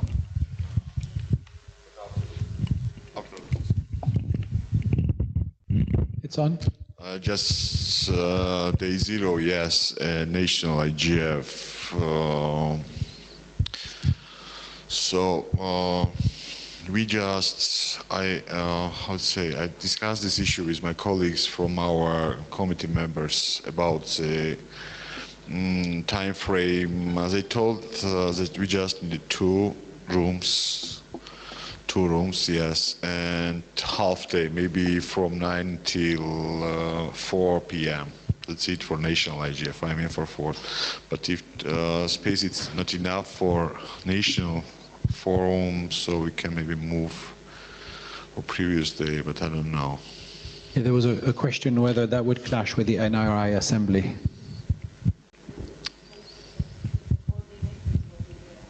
So just coordinators will be there, I guess. I think at the NRI assembly session, we are really talking to the coordinators and not to the whole national. I mean, we can only invite 1 or 2 people. The question is really, and this very much depends also on the venue, how much space we have and how we distribute the space between the Georgian NRI and the pre-events. I think it's mostly for technical issue as related with the venue space, yeah. So yeah. So Ucha, let's discuss this bilaterally. We will find a solution that works for all of us. Okay. Okay, so next steps, Sandra has taken notes. Ileana. The question is about the language. So I know the language, the working language of EuroDIG is English, but I am not sure about Georgian. Would this be important for the local community to have a translation or not? It would be good to know. For national, yes, we have to have, but everyone knows it's working language is English for EuroDIG, for air activities, so they have to deal with this. Just I guess not here. We are going and supposed to organize some half-day translation for some official speeches, but I'm not sure about that. You have to ask about this, but it depends. Just for half-day, not for a whole event. Yeah, we spoke to the Deputy Minister yesterday about this, and I think that he mentioned, if I recall correctly, that the speeches from officials would actually be given in English. They would be giving the speeches in English. Right. Not Georgian, no. Great. For the local community, yeah, but then Ucha says that everyone speaks English. Usually we leave it up to the host, and since Belgrade, where we had for the last time interpretation, we are not, and nobody, or only a few people used it. It was translated into French and I'm sure Serbian as well. So from this time on, we left it to the local community to decide whether they want it or not, and the host decided not to have interpretation. And as Ucha said, the high-level speeches from the minister might be given in Georgian and translated to English. Deputy Minister last night said, because it's a European forum, they will speak in English. So also this is more or less resolved. Okay, so Sandra has taken notes on everything we've discussed here. It might seem a little bit tedious and slow and tiring and everything, but it's democracy at work. It really is to try and get as many inputs from the community into building the program. So it's not just a program built by people in some dark room somewhere. No. Are we going to have a break now, or? Actually, the agenda says we are now agreeing on the overarching theme. No. Let me do a proposal. We had this thing that a break in between the discussion is a good thing. Yeah. So let's start a discussion now, take it into the coffee break, and let's agree right after the coffee break what the topic will be. I think that works best. At least. The overarching theme, for those people who are not aware, is effectively a kind of a motto that we use to be both attractive to newcomers, people who don't know about EuroDIG, but also that describes the overarching discussions, the mood in this year's EuroDIG. It might seem easy to put together, and when you look at the results, you just think like 1, 2, 3, 4, 5, 6, 7 words. That's pretty straightforward and simple. Why in the world does it take so much time for us to choose an overarching theme? And it's pretty much the same problem as when you've got a company motto and you've got to find out one sentence that describes the spirit of the company. And this one has got the added thing that it also needs to be attractive. You could have company motto that just makes things very boring indeed. In the past, we had 2012 was the first time we had a company motto. Overarching theme, same thing. Who sets the rules for the internet in Stockholm? The next one in Lisbon was Internet for Society, how to serve the public interest. The one in Berlin in 2014 had digital society at stake. And this has gone into a small, is that normal? Oh, yes, you're going to write afterwards. Okay, digital society at stake, Europe and the future of the internet. You'll notice there's something common about all these mottos, which has got internet. It's a very internet-y theme. The 2015 was shaping the internet together. The one afterwards in Brussels, I think that's the one we were really, really inspired on that year. I have no idea what we had in Brussels when that happened. Maybe lots of Belgian beer. Embracing the digital revolution. And of course, it could have been evolution, who knows. And then last year, we were even more inspired by having digital futures, promises and pitfalls. So these have been taken. You're not allowed to take these again for this year, but we have to think of a new one for this year's EuroDIG. You've now seen and you've been helping with building the agenda. What's important now is what do we do to build the hype, build the punchiness of the whole conference, build the overall theme. And I think that Thomas had mentioned earlier of GDPR being something of interest. I can't remember. GPDR. GPDR or GDPR?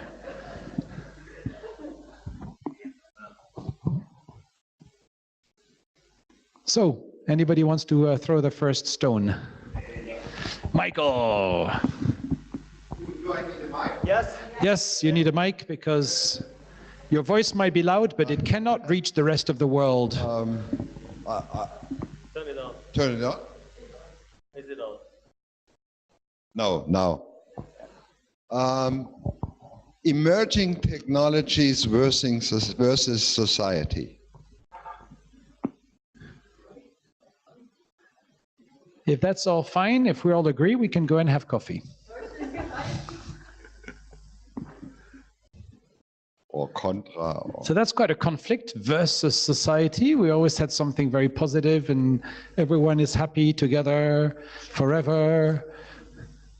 And we have lots of children and everybody's great. And okay, emerging technologies versus societies. Versus societies or society? Up to you. Up to you. Because one of the concerns when translating it in some languages, societies actually means corporations or companies.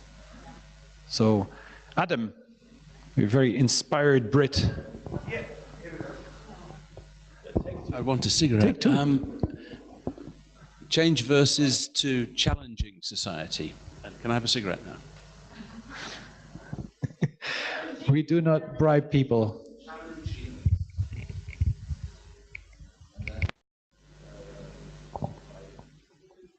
So emerging technologies, take the dot after challenging and just challenging society.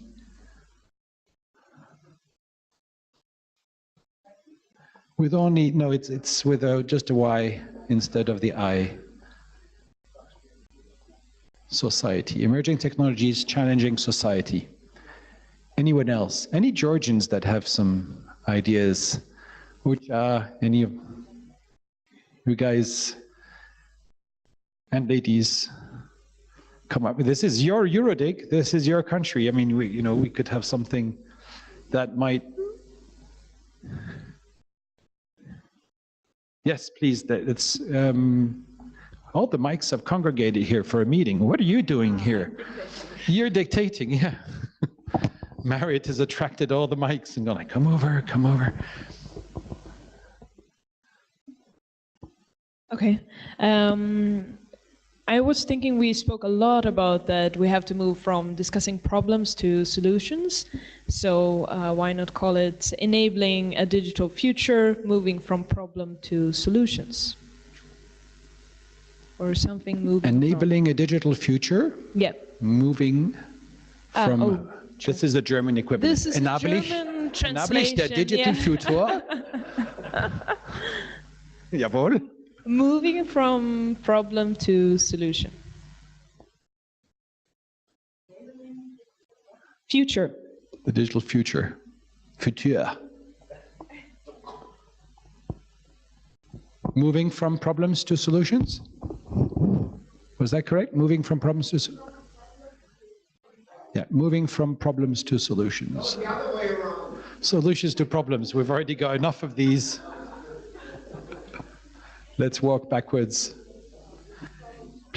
Please, let's try and use the mics because the people remotely need to... let's start distributing these around so people can share.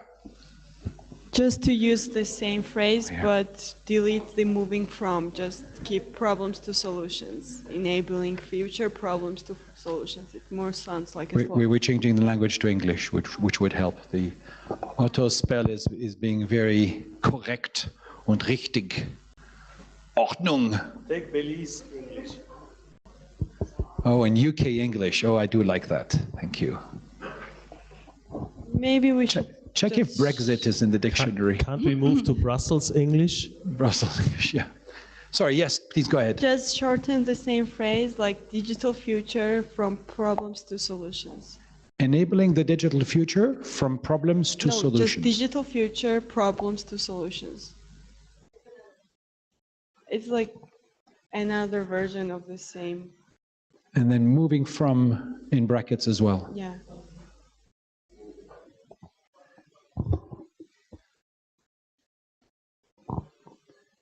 Digital futures, problems to solutions. That's very, okay. So please, yeah, and then we'll have. Okay, go ahead. Thank you. Yeah, I think that the idea here is right. That is to say, technology society and technology that is challenging societies more and more, because technology is like rushing forward, and society is wondering if all this is useful and necessary. But I mean, these slogans have to be short. 3 words is maximum. So I would suggest technology challenges society. Well, that's not very positive. Someone is bashing their computer on the remote participation. Please. Yeah. So technology challenges society. Technology challenges. Technologie, again, it's got back to German, even with a British dictionary. I don't think it's the dictionary that's wrong. She's tired and she needs a coffee break, but she didn't want to admit it. Können wir eine andere Typist haben, bitte? Challenges society. Okay, let's go around this. Yeah, I would also do something more positive looking, so something like rebuilding trust in the internet or in the digital sphere, so you can keep the DIG of EuroDIG. If you want to. So, yeah, okay, I have trouble with the length of the sentence okay, here. Rebuilding, I just said. Yeah. I would also do something more positive rather than, challenge stuff. So something like rebuilding trust in the internet or in the digital sphere if you really want to keep the dig of EuroDIG. You don't want to, so rebuilding trust in the internet is almost 3 words. Rebuilding trust in the internet. Rebuilding trust. It's almost 3 words. A little bit more than 3 words. In the internet. Okay, let's continue. I like trust and I like enabling the digital future. So perhaps we can merge that in enabling a trustful digital future or something like that. Because moving from problems to solutions, I think that's very, very ambitious. I don't know if we will have all the solutions after 3 days of your, I mean, I don't know, hopefully, but so, yeah. So you could put enabling, so you'd put here, trust for the digital future then. Enabling trustful digital future. Trust in the digital future, yeah. I'm afraid we have a conference going on.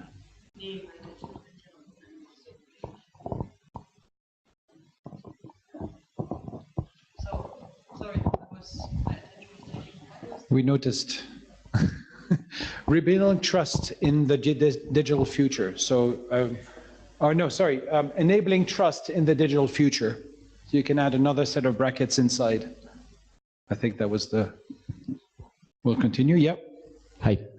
That might be a bit crazy, but we love crazy stuff. I had to bring it up. So Georgia is, well, wine was invented in Georgia, right? Well, that's what they say. And it's called in vino veritas. So in technologia veritas. Maybe. In technologia veritas. We have to drink to that one. Absolutely.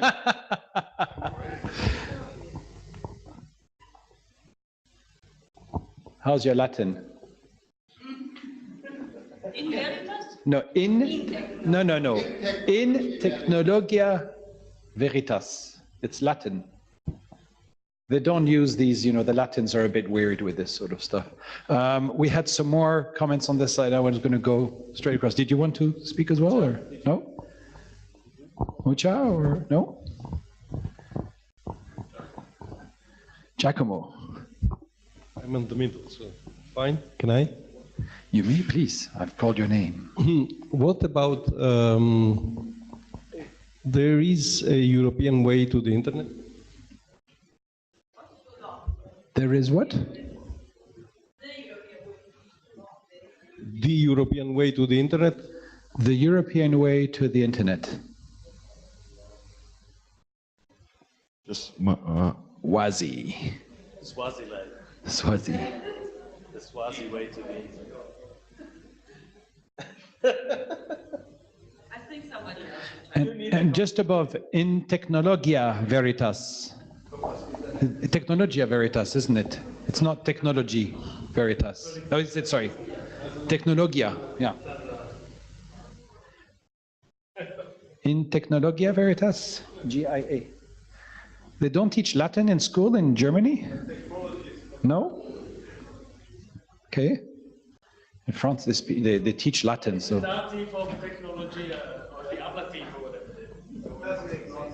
It's not technologie, it's technologia.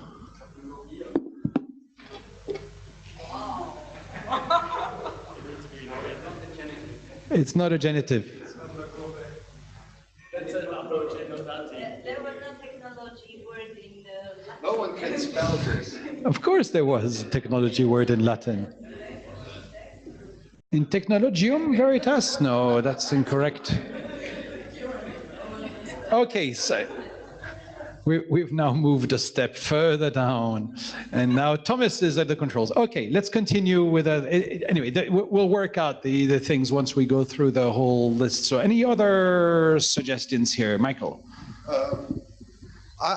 I would suggest replacing internet by digital. Where? Which one? Everywhere. Digital. Rebuilding trust in the digital world, or the European way to the digital world.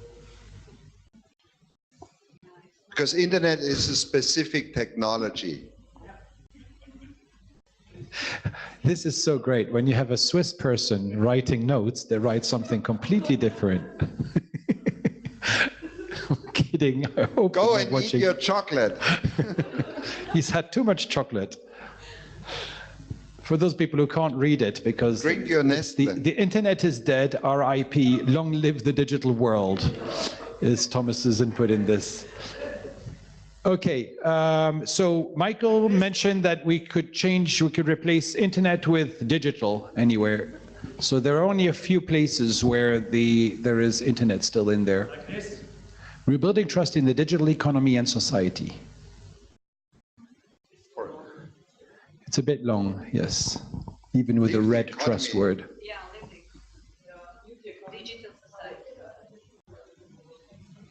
Rebuilding trust in the digital society?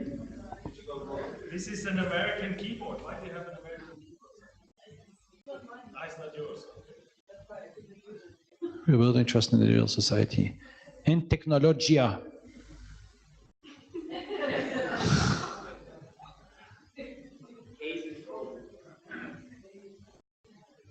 Yeah. Wait, you have to come up with suggestions, otherwise our typist is going to go absolutely crazy and make a mess of the page. So please come up and keep him busy on productive stuff. This is like a troll that's currently inserting random words. European way to the digital world society.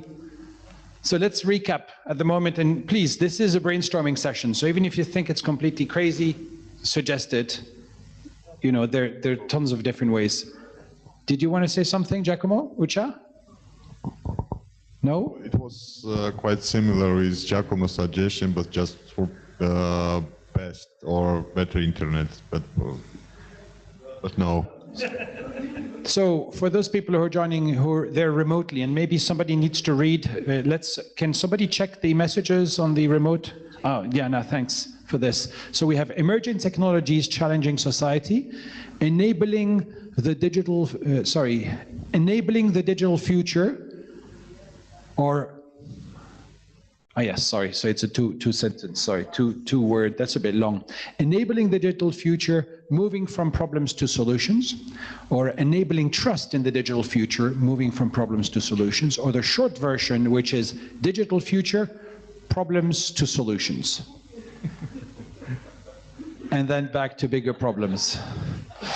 Technology challenges society, rebuilding trust in the digital society, in Technologia, I'm not going to read that, Technologiu Veritas, in Technologia Veritas, the European way to the digital world / society, the internet is dead, long live the digital world. Okay, one suggestion. Georgian side. Georgia is like a crossroad of Europe and Asia, I mean Silk Road and etc. So can we use digital crossroads for better future or best future, or for future just? Digital crossroads for the future. That's an interesting thing. That has a taste of the Silk Road. Geography. Now we're getting some local input.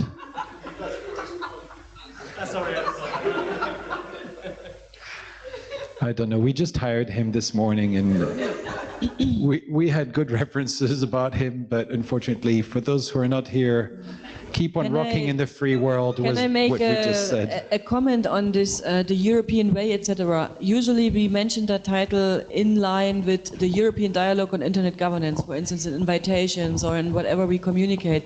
So it's a bit often the word European, so maybe we avoid European in the overarching theme, because it's already in the European dialogue. Yeah. So digital crossroads. Digital crossroads across the world. Digital crossroads from the Orient to the Occident. Can I suggest something simple? Yes, please. Keeping it internet. Keeping it internet. So that's keeping it rocking, keeping it internet. Okay, we can have it.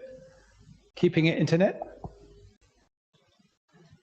That does have a connotation. Keeping it internet. Keeping it internet. Keeping it rocky, keeping it on, keeping it. So it's more like a youth, the AG theme, but. Keeping it internet.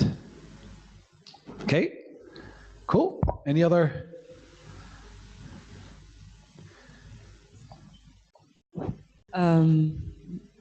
Maybe I like these emerging technologies, because a lot in the program is about emerging technologies, but challenging society is too negative in my thing. But if you say emerging technologies, what?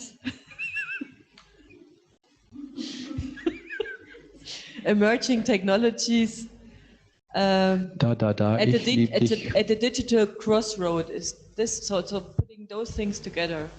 digital crossroads and emerging technologies. I think these are also, with respect to our former overarching titles, these would be new keywords. So the crossroads thing is interesting, yes. So digital crossroads and emerging technologies.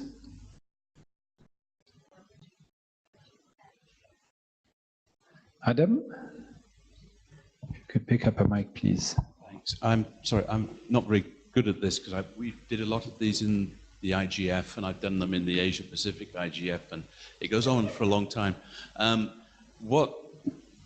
There's two things. One is to keep a message that is related to EuroDIG's theme, which seems like a good idea, because the purpose of this is to explain what we do, right? We don't use this because we think it's funny. We use it because we talk to stakeholders and we say, EuroDIG is happening in Georgia.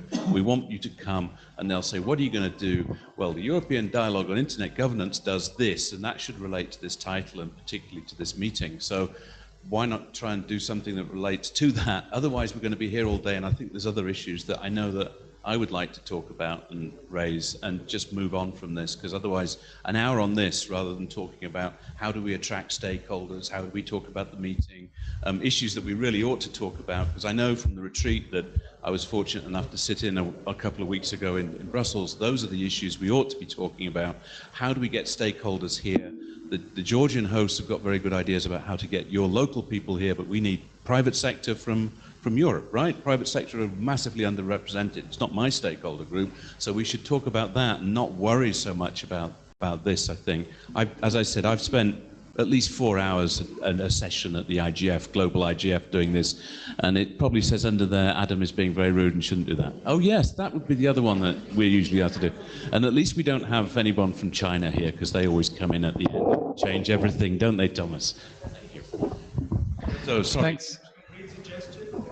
No, I would go with something like the first one, which is why I picked up on what Michael said, because it reminds me of, I could actually go to someone and say, actually what we're going to do in Georgia is talk about emerging technologies and how they're challenging society, right? That's a message. And that's what you need from this, because that's what we're trying to do. I don't know whether that's the right one, but that's what we ought to be trying to do, because then I can try and sell what we're trying to do using that. And it relates to EuroDIG and what EuroDIG's purpose is. Would you have the same ability to sell digital crossroads and emerging technologies as emerging?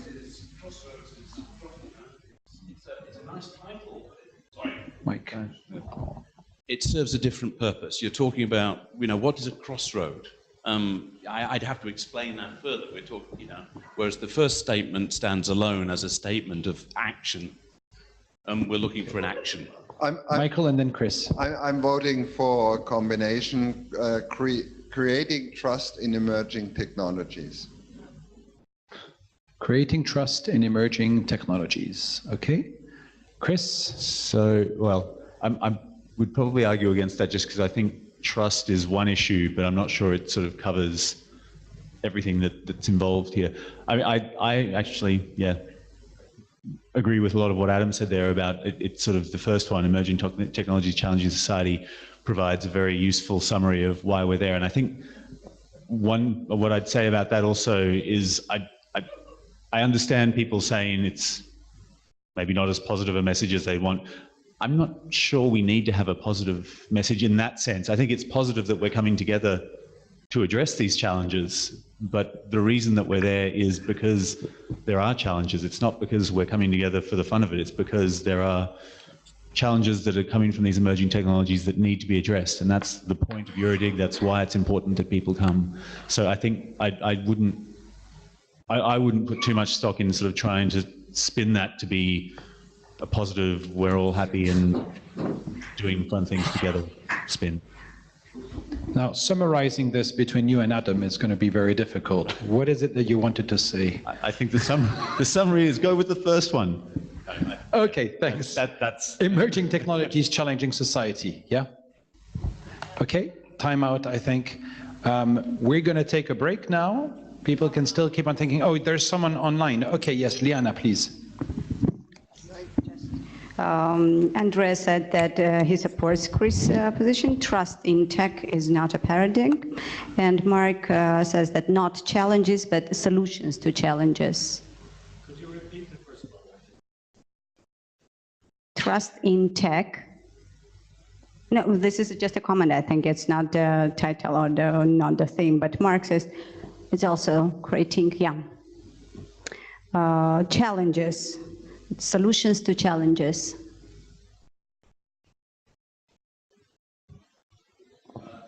So if we have a break. Okay, and Adam has put himself the furthest location possible.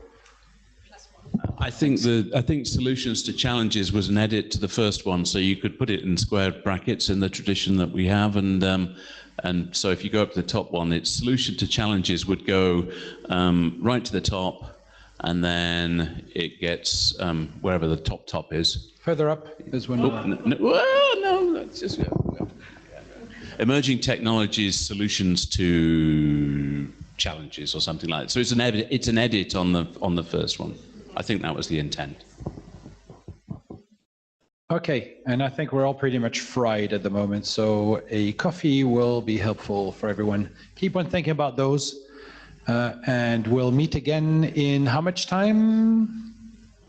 2.5 hours. 2.5 hours is one thing. Lower than that, I'm thinking 10 minutes, 15 minutes. Sandra is gone, so... Oh, here's Sandra. You just fell asleep. We have half an hour. We have half an hour now. Okay, so we're going to have a half an hour. We're going to stop the recording for half an hour. For those people at home, you can go get yourself something to drink and relax a little bit. Think a little bit more, type a few more if you want, and then Liana will be reading through the comments. And then we come back here and we have to cut everything and come down to one from what we have on the screen. Thank you.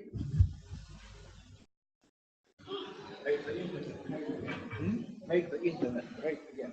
I don't think we want to have any reference to Trump. It's very nice, but...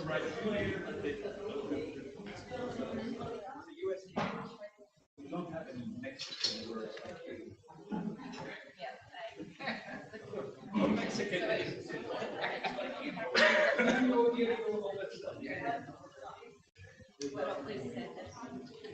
Just check.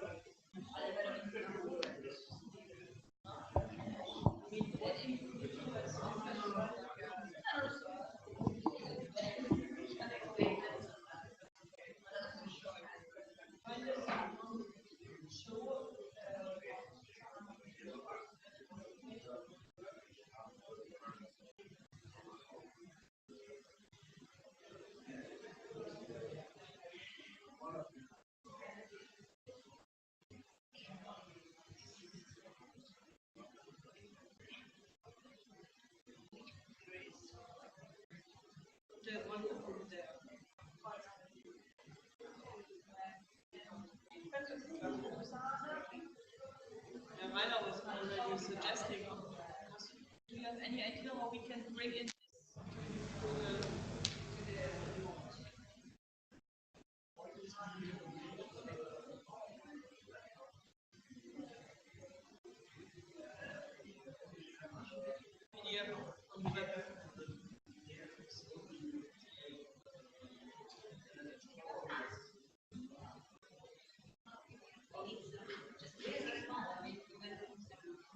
Is there, on this computer, is there an email address or Skype or something? No, I mean, I could copy paste and send words, and then we put it in the WebEx in the, yeah.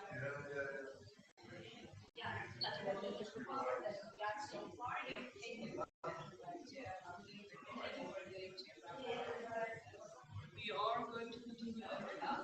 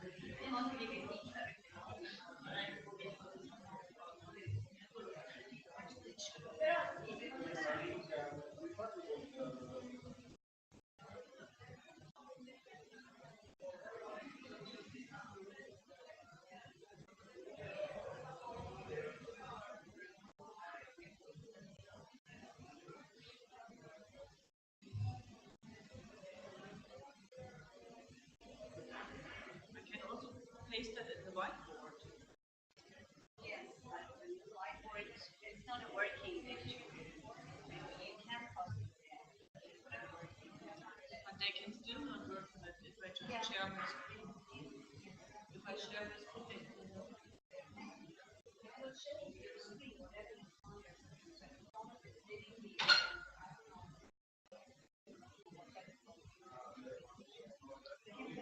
But they can not work on it, so they can just.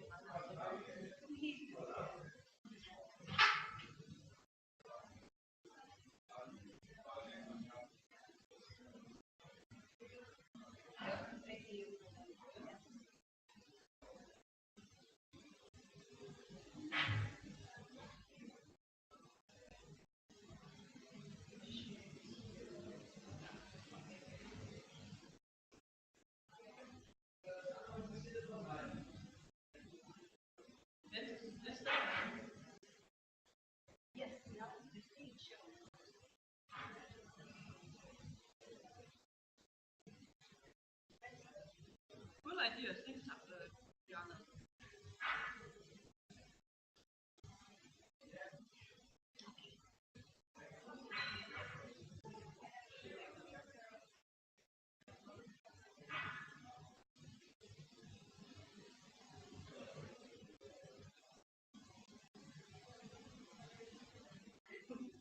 But Thomas is killing with it.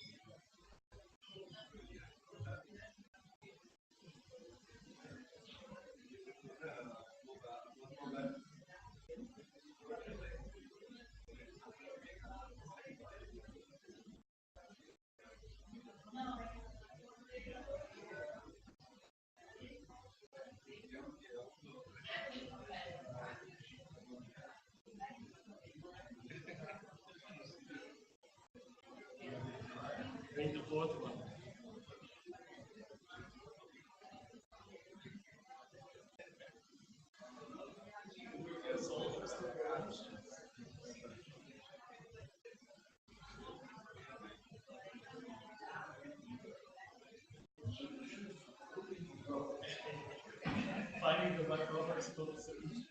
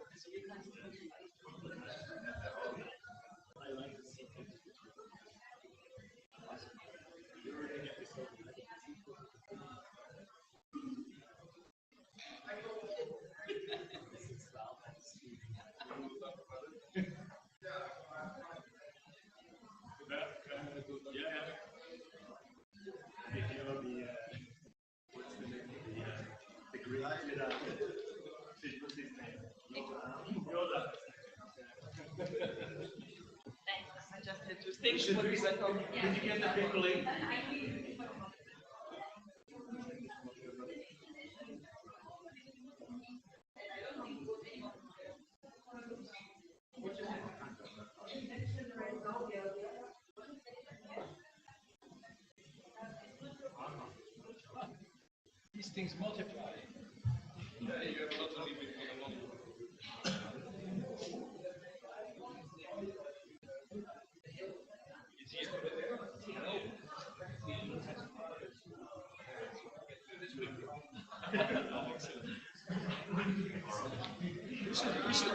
We should get the right one. If you want to be inclusive, we should get the right one.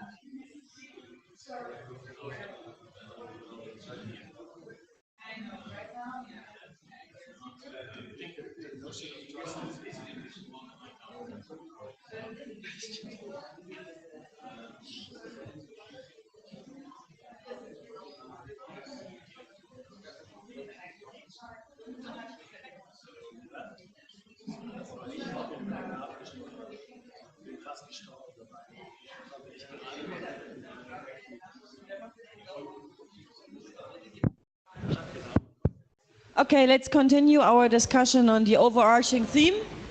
So, are there any agreements over lunch, over coffee? Or any new proposals, apart from who is the Darth Vader of cyberspace and EuroDIG episode 11, the sequel of the prequels? Any new... We have some keywords marked in bold, which is trust, trust, trust, and trust. So it looks like trust should, whoever made this, because I marked them red and I marked them more. That was me. Okay. I just realized that this is the only word that is there 4 times. I'm not sure we trust you. You should.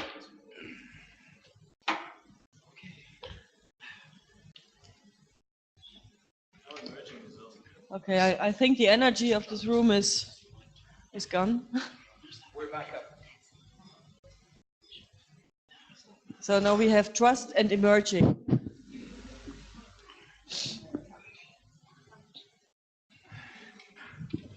Is anybody alive?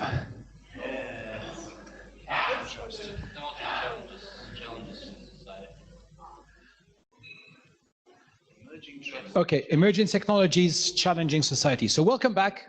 Welcome back. You've had your coffee, you've had your tea, you've had your drinks, your food. You should be full of energy now. I've heard a lot of people arguing about the different points and some coming up with new suggestions as well.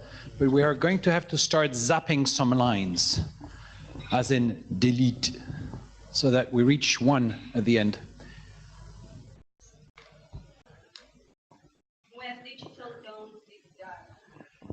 Where, oh God, here's a tongue twister. Where digital dung ding dong, dung ding dong. We had from Ruud Janssen a suggestion, digital down deep dialogue, DDDD.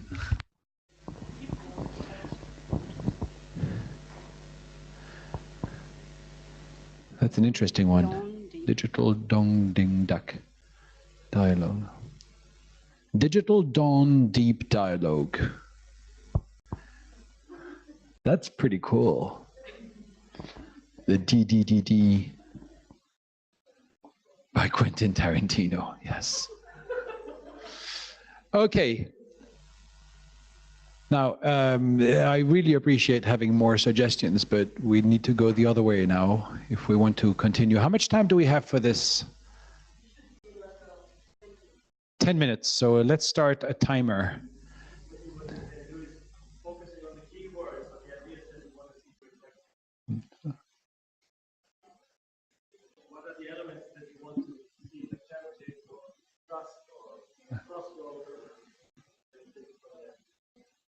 Okay. So the elements we want in there: emerging technologies challenging society, enabling trust. Olivier. Yes, Erio, sorry. Yeah, I think that trust is the key word. It's really in the present situation what is needed, and I would sort of promote this, putting trust back to the internet. That's this one, putting trust back in the internet. But how many sessions do we have about trust? All of them. No, I'm being serious here. How many sessions do we have about? I don't think we have that many sessions on trust. We do? Internet of Trust, IoT, yes. Data economy. Okay, so let's start. Third one is better? Technology challenges society? Yeah. Chris. Just to reiterate the point I made before, I think trust is important in the discussion like IoT, but it's one aspect of the discussion of IoT. I think sort of if we talk about the greener digital world or whatever that proposal was, that's not really a trust issue. I think there's a lot of those kinds of things that are not purely trust or are not sort of primarily trust. So I think trust is important, but it's, yeah, I hesitate to use it as the sort of central theme of the whole event. Okay, as we have so many different options, and I see quite a distributed set of views. Yes, please, go ahead. Can I maybe digital for innovative development, and not to make some highlights on the trust, because it seems like that we are very unsecure situation. Okay, so putting some highlight on the trust somewhere. Not to put. Not putting highlight on trust. Okay, so that's. No, digital for innovative development. Digital, maybe, or slash. Digital for innovative development. Yeah, or space or something. Digital, then space, and for, or instead of for, maybe innovative development. It looks like. Innovative development. Or what about with emerging technologies for innovative development? It is looks like the same, I think, but maybe more emerging technologies more trendy to be. We already have digital crossroads and emerging technologies. About crossroads, somebody told us. You don't like the crossroads? I like crossroads. You like crossroads? Considering the Georgian location, but. Are we going to have to end up with a vote on these things? Like hands up, the stuff that you like, the stuff you don't like, and then we start putting ticks next to the. If we had post-its, it'd be faster.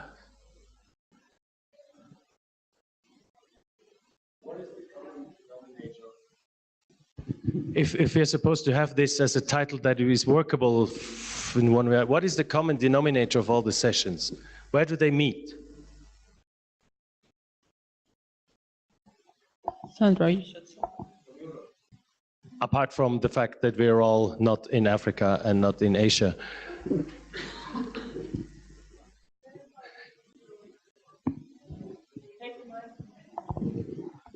That's why enabling future seemed like a relevant choice, because somehow we're discussing all these issues to make future better and enable technologies in a right policy framework for the better future. So enabling technologies, solutions to challenges to solutions.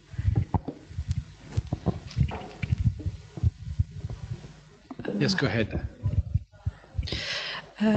What I want to say, and just a comment or suggestion, I have a great feeling that EuroDIG is a great place for collaboration, and we don't use this word during any suggestion.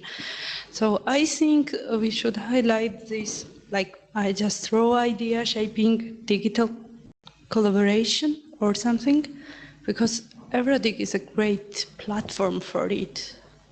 Thank you. So data collaboration, digital collaboration, and we're having more. The list is becoming larger. Yeah. Go ahead. So I see several words here: some trust, emerging, challenging. But I see that digital development is both challenges and opportunities. Challenges and opportunities. If you can consider it as a challenge, it is also an opportunity. So I would suggest, and I'll support our Georgian colleagues, that it might be, for example, digital development, challenges and opportunities for societies. But the problem is that there is some at the IGF also that the running gag was, let's talk about challenges and opportunities. These two words are somewhat used in the sense that everybody is talking about challenges and opportunities. It's very true what you say. The thing is we should find other words probably. Yeah, but it's not challenges also only. Yeah, the challenges are also. But what I like, and this is the totally new angle, is this word collaboration, because multi-stakeholder, or it's just another word for multi-stakeholder, and multi-stakeholder is not so easy to understand. But if we put the collaboration in the front and say collaborating on our digital future, or collaborating or developing emerging technologies, no, makes no sense. Collaborating. Cooperation? Cooperation, yeah. Cooperation, yeah. Co-creation. Co-creation, co-creation. That's another very innovative thing. Co-creation. Yes, go ahead. You should do. I think it's might be a little low. Now it works. Cool. So this is my first EuroDIG prep meeting. I've never been to a EuroDIG meeting yet. So, and I'm coming more from a technical side. So for me, it's rather new what I hear and all the topics. And the two highlighted words there. First of all, trust. I totally agree with Chris that I think currently we are not dealing with any trust issue in the technology, in the internet sector, right? We have more and more people using the internet, IoT, sales are going up. I think the financial crisis that we just recently saw, that's a trust issue, but I think not in this sense. Emerging technologies, I would challenge that it's not emerging technologies anymore. We have already self-driving cars, we have passport controls that are automated. That's all based on artificial intelligence, and we already trust the data.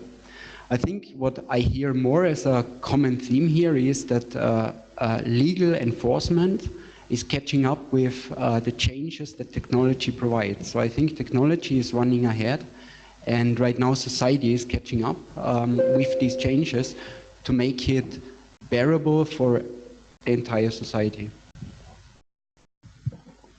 So something like emerging technologies ahead of legal, and the society, or something like this? I would leave out the emerging word, because I think we are not in that time when we are talking about emerging technologies. The technologies Innovating are policies for digital societies? That's what Thomas has just put on the screen. Innovating policies for our digital societies. Chris? So to maybe emerging challenges for our digital society. Emerging strategies or challenges? I said emerging challenges for digital society. Emerging challenges. So we had emerging technologies, now we have emerging challenges. There's not just one. We have 47. So it's interesting, we have a positive view, which is innovative policies for our digital societies, and we have a more negative view going emerging challenges for our digital societies. Negative. It's not only policies, it's the whole thing. Oh God. So emerging challenges then. Emerging strategies for our digital societies. Emerging strategies. Emerging Can we take out the issues. hour? Can we Sorry? take out the? Can we take? It's Chris. Hi. Yeah, Sorry. it just comes. Your voice comes from over there. Okay. Yeah. Disembodied voice. No, I was just going to say, can we take out the hour in innovative strategies for digital societies? Innovative strategies for digital societies. That sounds very innovative. I think we should take it. Innovative strategies for digital societies. It's a bit like east, but Innovative strategies for digital societies. Yeah, but there are several strategies and there are several societies. also it's No. Innovative solutions for digital. Innovative solutions There for are no digital solutions. societies? There are no solutions. There are only questions. I suggest we give us 2 more minutes and then we have a vote. So I agree with you, and we've already got, I think, 15. Another 1, 2, suggestion? 3, 4. 18. No, but before going to a vote, I wasn't too serious because that is not, we should go for consensus. So what do we want to have in it? Innovation and a reference to our digital society. Emerging technology solutions to challenges. We have No, more, number 2 more is suggestions. Something that is too negative if we only have the challenges but not the opportunities.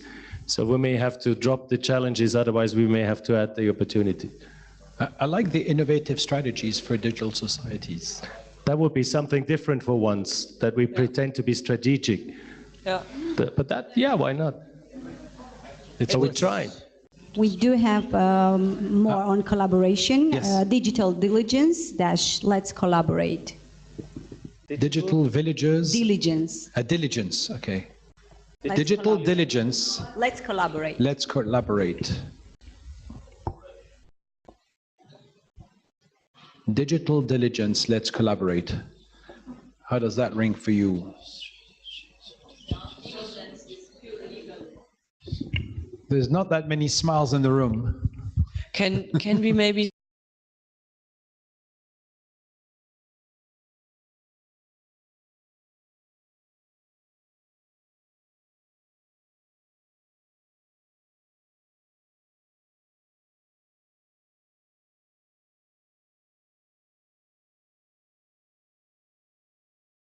Digital Europe, no, that sounds like a commission program. Europe Creative.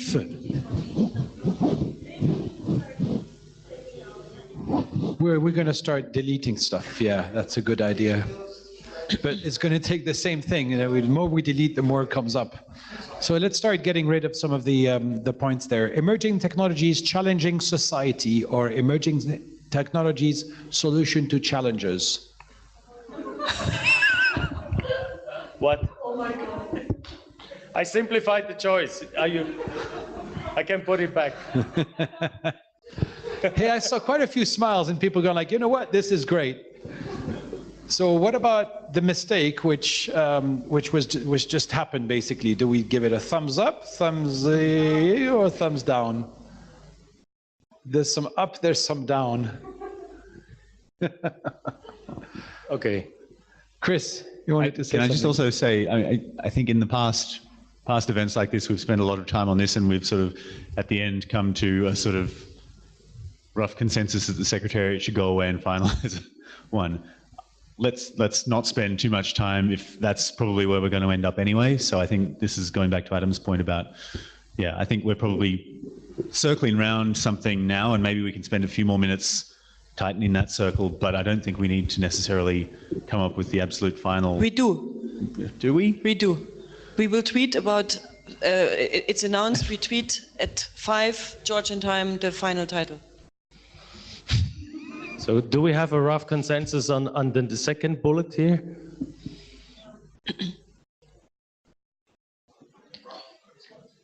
It's a rough consensus. We don't need unanimous consensus, but we'll never get unanimous. We'll never get unanimous. You're not. Do you want to with see it? Europe in it for Europe's digital future? Our is there.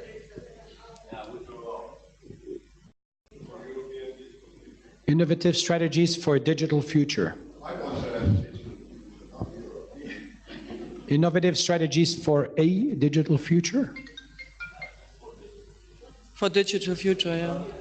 That's not English. You need an article. Yeah, it's too crunched. Does anybody have sleepless nights if you leave it at innovative strategies for our digital future? 1, 2, 3, it is so decided. Okay? No opposition. So you have to remember, you're dealing here with the previous chair of the Government Advisory Committee. Now, Can you put back he the had others 130 different bullet points when the GAC had to discuss things. So it was like, okay, we decide on this and done. Come on, you will have forgotten this thing anyway in 2 weeks' time, because you will have to look it up. What was the theme of last year? Okay, so this is what I mean.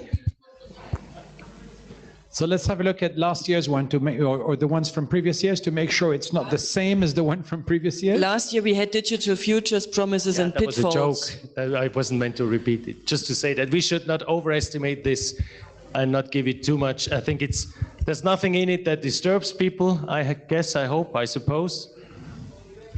It would be kind of a follow-up. Last year, we can say last year we were talking about digital future promises and pitfalls, and this time we are looking more into strategies, and this somehow goes along with the proposal. Even Farzaneh said on the human rights, it was not that yabba yabba, it exists, but working on solutions. And also EuroDIG said that in one of its clusters, that for the fake news, it was more solution-oriented, right? So maybe it is right in a sense that we can argue that we discussed promises and pitfalls last year, and now we really do a follow-up in looking into strategies.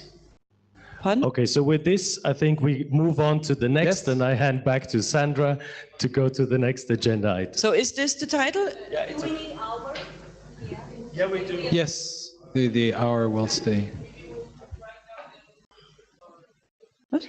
Let's not restart. Let's leave it. Let's not restart it. Let's move on to the other. Going once, going twice. Okay, come on. Anyway, nobody's going to die because of this. And we so have it's all support fine. from remote participants as well. There's support so from our this participants. sounds good. Thank you, Eliana. That's good. Yes. Super. So now we can move to the next page, please. And please save this.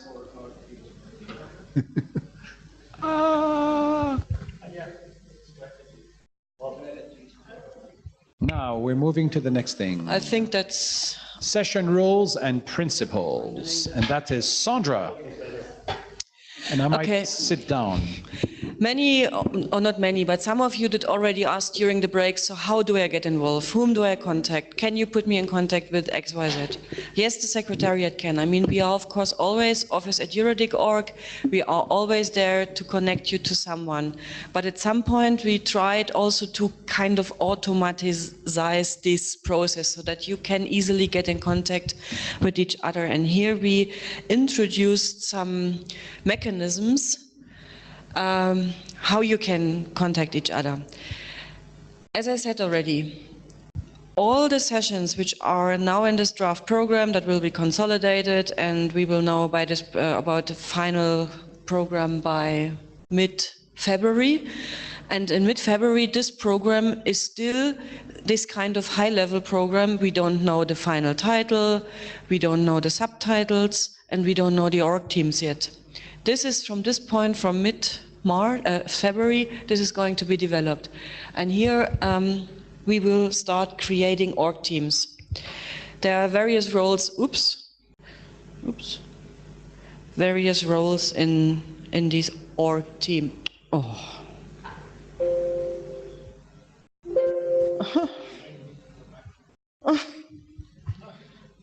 Oh.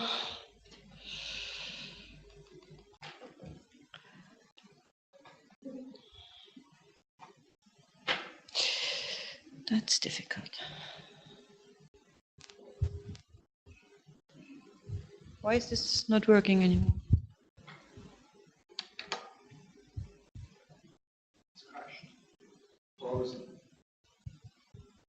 I think so. I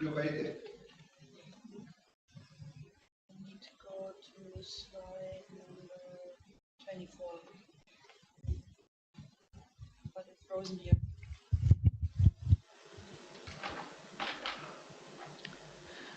Okay, so we have these org teams. Each org team gets a page on our EuroDIG wiki, and the wiki is the page to collaborate and to get in touch with each other.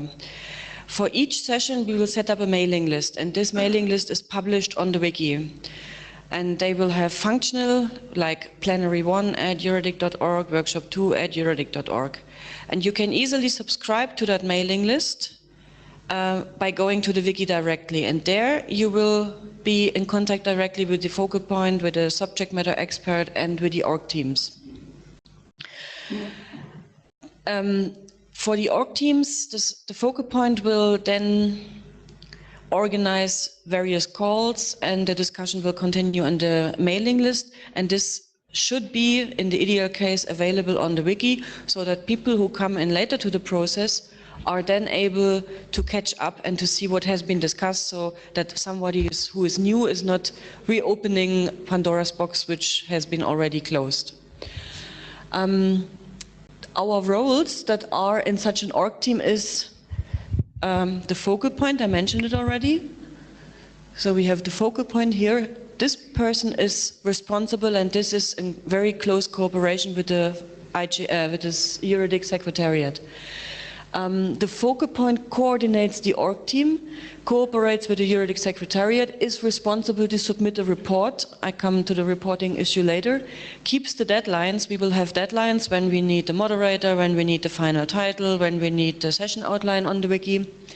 Respects the session principles and is the contact point for new org team members. The focal point is not at all the one who is driving the session content-wise. Here, the focal point should really include all the others who either submitted a proposal or who are interested in participating in the session. The org team will also decide about speakers. Sometimes it happens that people come to the Secretariat and say, I want to be on a panel, or I want to propose to have person XYZ on the panel. What we usually do then is we putting those people in contact with the respective org team and say, please participate in the session planning, and then the org team will decide who is going to be on a panel or not. This is really very important. We do not speaker placement at EuroDIG. And even if high-level people would like to participate in a session and to be on a panel, we usually ask then their assistant, for instance, MEPs. For them it's difficult to follow up in the session planning process. Let's be realistic, they have not the capacity to do so. But they have their assistant for them and then to brief them so that they, on the session, are actually aware of what has been discussed before, because the session planning process is already a multi-stakeholder process and is actually the preparation of the multi-stakeholder debate which we will have during the EuroDIG. So this is really important that the roles are clear.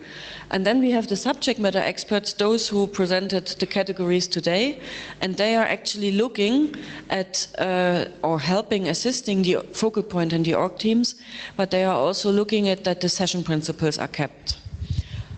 I come to the session, these are the session principles. So many of them have been mentioned today already. We would like to focus on emerging issues on the European agenda. So we don't want to talk just more of the same. So if you are organizing a session or if you are in an org team, use the wiki with the search function and have a look what has been discussed in previous EuroDIGs about it, so that we probably can give a short summary at the beginning, but we avoid just to repeat ourselves. That's important.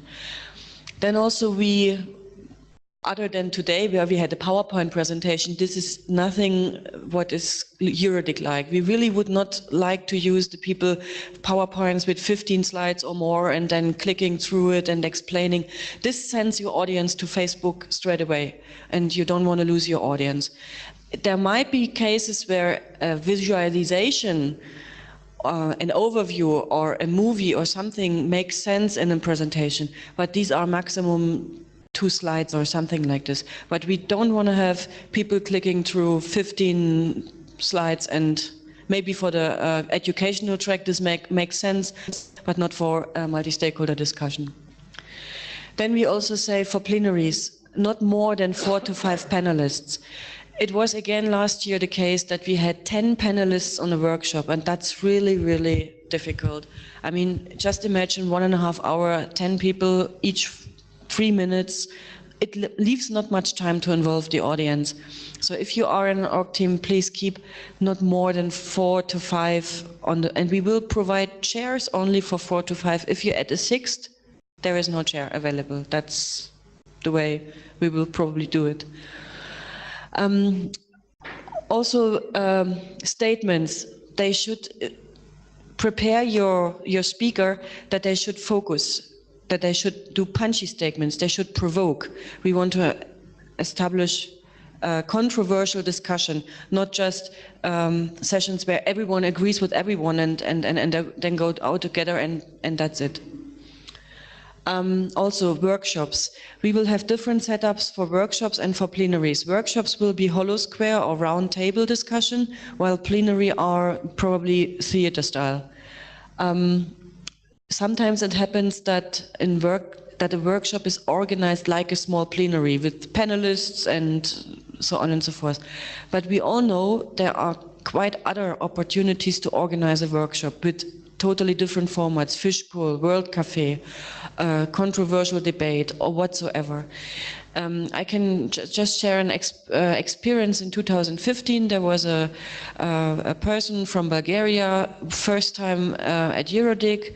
He was organizing a follow-up workshop, and in the first workshop he had 2 or 3 speakers invited, and then one had to go to work, one had to catch his airplane, and in a break he came to me and said, "Sandra, all my speakers are gone. What should I do in the next session?"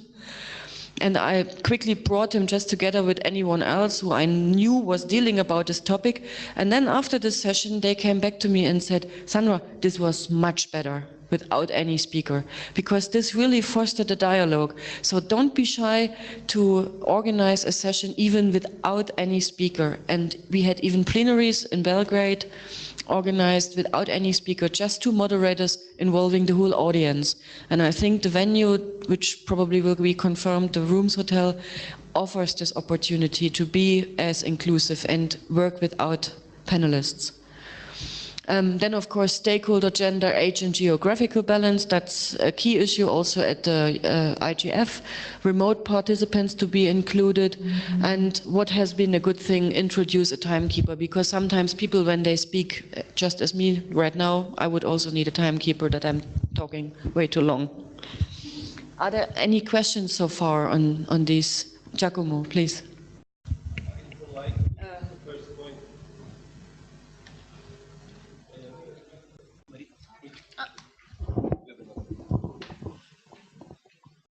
I don't like the way it's written the first point, because could be an issue that will be then creating confusion when we have the working group on the various topics. The typical example is GDPR. What means that because it's not emerging, for me it's still emerging. So in any case, I can understand that we want to intercept in advance the topics, but there are topics that need to be discussed ever and ever and ever. So just to avoid discussion in the working group that I expect that will happen if we leave this recommendation as it is. You can eventually say focusing on issues, especially the emerging ones, on the European agenda. Okay, that's a good suggestion. We will reframe that. Any other questions or comments? Okay, I think the energy goes down. Session rules. I don't think there is a need to go through this again. This was mentioned already on the other. Just a word to reporters. In the past, the org team was responsible to provide one person who was reporting. We will try a different approach this year. Deep Blue Foundation and the Geneva Internet Platform, they are doing the reporting for the IGF. And we will do a cooperation with them so that they do also the reporting for EuroDIG this year. But we do have some guidelines for our reporting, because at the end we want to produce the messages of Tbilisi.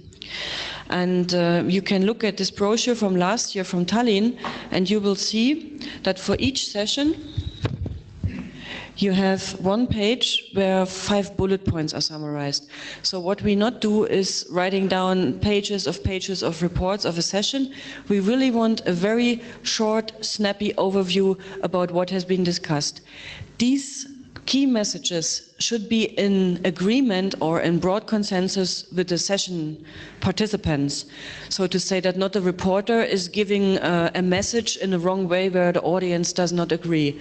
So therefore we asked the reporter to present the 5 key bullet points at the end of the session, and there is no negotiation about it, but at least a rough consensus on, yes, we go with this, or no, I totally oppose and this is not what I take out from this session. And this format of messages, EuroDIG was the first forum to introduce messages, is meanwhile taken up also by other national and regional IGFs, and this year, I think, thanks to Thomas, also from the global IGF, right? Okay, and then in order to make it very clear, we speak about panelists only at the plenary, and we speak about key participants at workshops. It's still confused, but we would like to really make a distinction between what is a plenary and what is a workshop in terms of making a distinction with the format. Thomas. Sorry to be disruptive. Why can't we use the word key participants also for the plenaries, and also there not have panels with even 5 people, because that was the one thing that was disturbing a lot of people also last year in Tallinn, that whenever you have panelists, depending on the moderator, some are better, some are worse, this reduces the time for an interaction. Why can't we, what is the problem with just calling everybody key participants and maybe have 1 or 2 entry statements that are provocative and not having 5 chairs on a stadium? In particular, because we seem to have a plenary room that is organized in a table format that would actually facilitate a new way to do things. The point is that you get some people not convinced, they won't get travel support if they are not called panelists or something like this. If you call them key participants instead of panelists. We can try. I've just had some opposite experiences, but okay. Are there any other questions on the process? If that's not the case, then I would just show you how our EuroDIG wiki looks like. Actually, it's Adam. Yeah, I do have a question, and it's actually sort of related to the wiki, which shows it. So EuroDIG last year was my first time I went, and what I found, and this really is all about getting stakeholders there, is that not much was on the wiki until a month before, including the plenary sessions. So I knew what the title was, but I didn't know anything else. There were no speakers, there was no session description, and I don't think you're going to get private sector attending, because you can't put in a justification for travel if you don't know what you're going to. And I remember when I used to have to ask for travel, it would be, I want to go to this conference because, and these are the speakers who are going, and these are the sessions they're speaking on.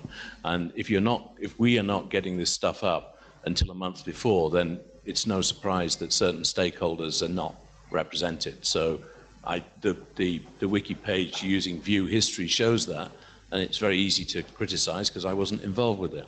And so it sounds like I'm going to get myself into trouble for this year. But that's a real issue, and we won't change anything if we don't change the way that these sessions and workshops are presented earlier. It has to be within a month. You need names going up, otherwise people won't attend, because that's how you justify your travel to your boss, really. You're touching a very critical point. With the org teams, it's all on a voluntary basis. They are doing it on top of their job, and you sometimes don't get the information earlier on. Although we set the deadlines strict with some buffer, it still doesn't work that we have everything online 1 month before, unfortunately. And we are really trying our best from the Secretariat to organize this in a better way. Still, many sessions keep it until the last minute. Chris? Just sort of on that, I wonder if there are ways that we could redesign, or I don't know, come up with the sort of landing page for the wiki that could be sort of updated in an ongoing way with any of the major speakers. So I mean, I assume we'll be able to confirm some major speakers a fair way out. Hopefully the Commissioner will, I'm sure, will have to commit relatively firmly a fair way out, since her agenda will be set.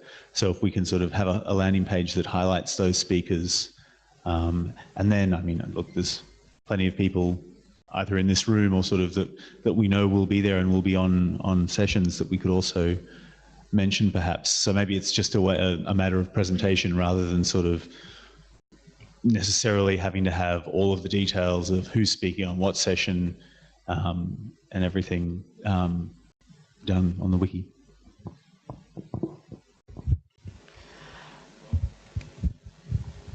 Sorry, one thought would be, is it possible to start looking for people to anchor a session early, so that you identify one person you really want for that session and go for it?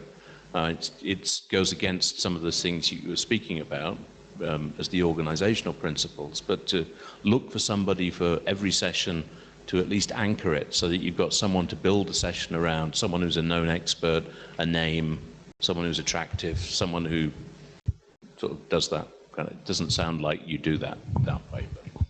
A question, are you speaking of one to be the focal point, or are you speaking of one to be the key participant in this respect? They wouldn't necessarily be the key participant, but they would be someone that we identify right now as a speaker or a participant on that panel that you can point to and say, well, look, these people we know are coming. So instead of worrying about everything that has to be there, try and anchor each session around one known speaker, build towards that speaker, because you know on this session that's the person that would make it tick, as it were, and then you're going to get other experts around it. So they're not anything special at the end of the day, but that we can use them as somebody that we sell these sessions around, that you sell the whole conference around. Any other comments, questions? Marit? Yeah, I really like Chris's idea actually to do like a slightly flashier cover page and even like highlight some of the hot topics, etc. You know, and then some of the speakers. I do take your point as well, but having been a focal point in the last years, between the org teams being formed in March, sometimes only in the end of March, and then 1 month before, it only leaves 1 month to actually pull together the workshops, and this includes fine-tuning the title, actually defining the focus of the workshop, which has to be typically done before you start inviting speakers. So it leaves very limited time to invite any speakers, and especially high-level speakers, typically it takes a week at least to get a reply. So. And you have Easter in between. And you have Easter in between, and people are traveling, and all this stuff, so yeah.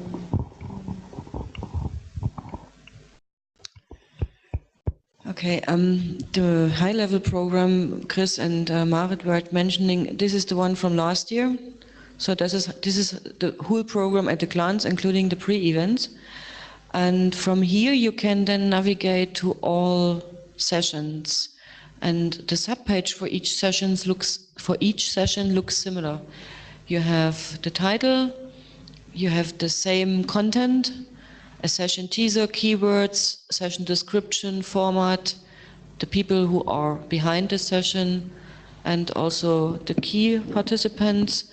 And then after the EuroDIG, we upload the video recording, we upload the messages, we upload the whole transcript, and that's basically it. But yeah, I mean, I think the point was it all looks good after the fact, and probably looks good sort of a few weeks ahead of the event as well.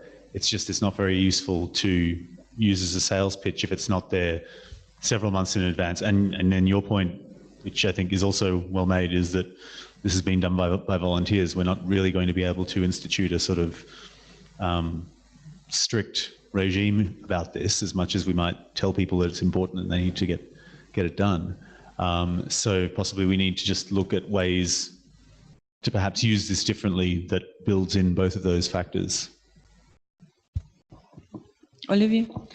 Yeah, as an SME, last year I did have to chase up a few of the people. So these wiki pages, the frame of it itself is created by the Secretariat, and then the Secretariat sends the email to the focal point and to any of the organizational people that have decided they were going to work together on this.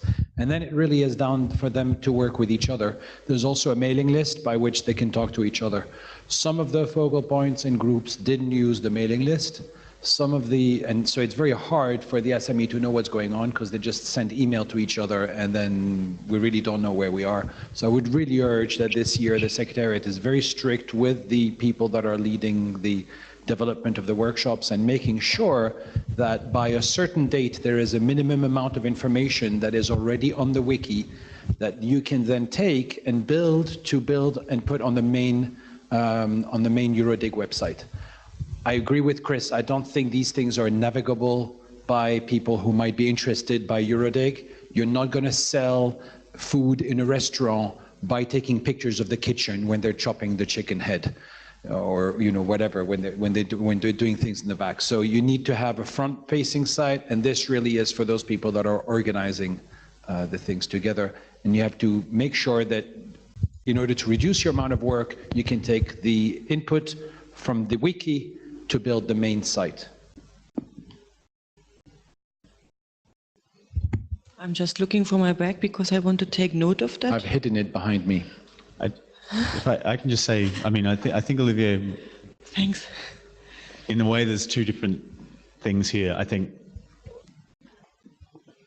the point I was making, I guess, building on what Adam's suggested is, because I think you're making a point about, we should find ways to sort of make sure people put the information up sooner, make sure it all happens in a timely way.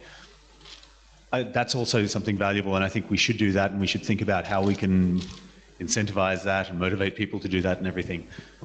I think at the same time, I would like us to look at ways that, assuming everything that happened last year happens exactly the same this year, we don't actually find a way to make volunteers be more professional than they already are.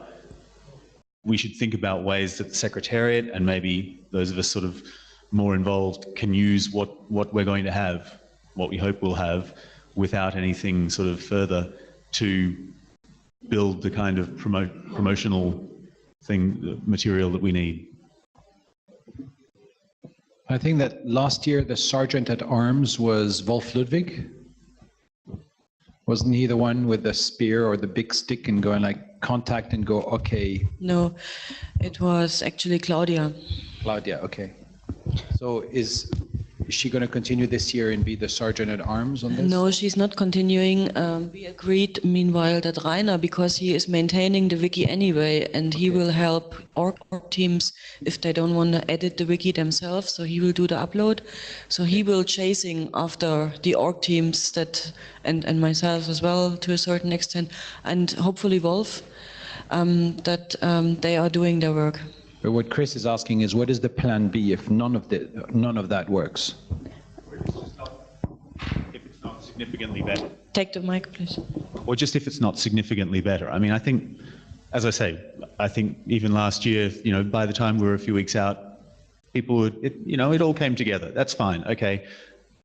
As I say, I think it'd be nice to work on making that better and making it more professional, but let's not put all of our eggs in that basket, because I think we're going to face disappointment then, and I think it would be better for us to have a plan B for how we can use what we think we will have. What I take from what you said, now we have the wiki as a collaboration tool, and for the time being, or at least the last 2 years, we were directing all the people to the wiki and said, if you want to see the program, look at the wiki, because we wanted to promote the wiki as the collaboration tool. But I understand your point, also Adam's point, to say for someone who wants to attend the conference and needs travel support, you need something more catchy, where you highlight easily what is already confirmed, what are the catchy titles, who are the key participants. So we actually, Rainer, we have to design 2 programs, one inviting program for the website, and the wiki as the collaboration tool, which is then going to be ready by the end of the Anna, you raised your hand. Why don't you erase the headache by just saying that if you don't meet the very important deadlines, like 1 month before the conference, we just take your session out. You have sometimes 4 parallel sessions. You're going to be fine with 2 if the other 2 don't meet the deadlines, and if they don't even have like a theme, you just say, yeah, sorry, we are taking you out. We are taking your session out. Sanction. You can't do this. This is politically impossible. Why? And also because you will have to have so many discussions, and people will oppose. They will write letters to their president, ask him to write letters to your president. So. It's not going to. People who were passive will not do anything after that either. They would say it was an internet shutdown. We'll send Anna to go and knock at their door and tell them you're out, or you're fired, isn't it? You're fired. I think there is another aspect. I mean, you can do this at the IGF where people are applying for their own session, but here people are not applying or signing up for their own little session. We created a program out of proposals because we believe that's an issue to be discussed on. What we did in the past, we took sessions out, but for instance, if this happens to a plenary, then we are quite in deep trouble. No, not plenary, of course, but in these side little sessions. If, for instance, if by mid-March we don't have an org team for a certain session, then we can take out that session. That's not an issue, and we have done that in the past. And then a flash session might become in this workshop slot, or something from the pre-event, but to really, I mean, if we would be that strict, we would have, at the beginning of May, we would be there with half of the program. Yeah, but then you put your emphasis on the quality. And organizationally, it is way easier for you to coordinate with fewer sessions and with good sessions that meet the deadlines, that have at least some speakers confirmed or have an idea who they want and names and some teaser and description, and you have better quality maybe. I don't know how it's going to work. This is also not entirely true, because sometimes also those who were late deliverers created very good sessions. Late deliver means not less quality. I know, yeah, of course. And early delivery does not mean high quality. Yes, of course. If I may just answer, there was also, I mean, you're emphasizing on the repressive side.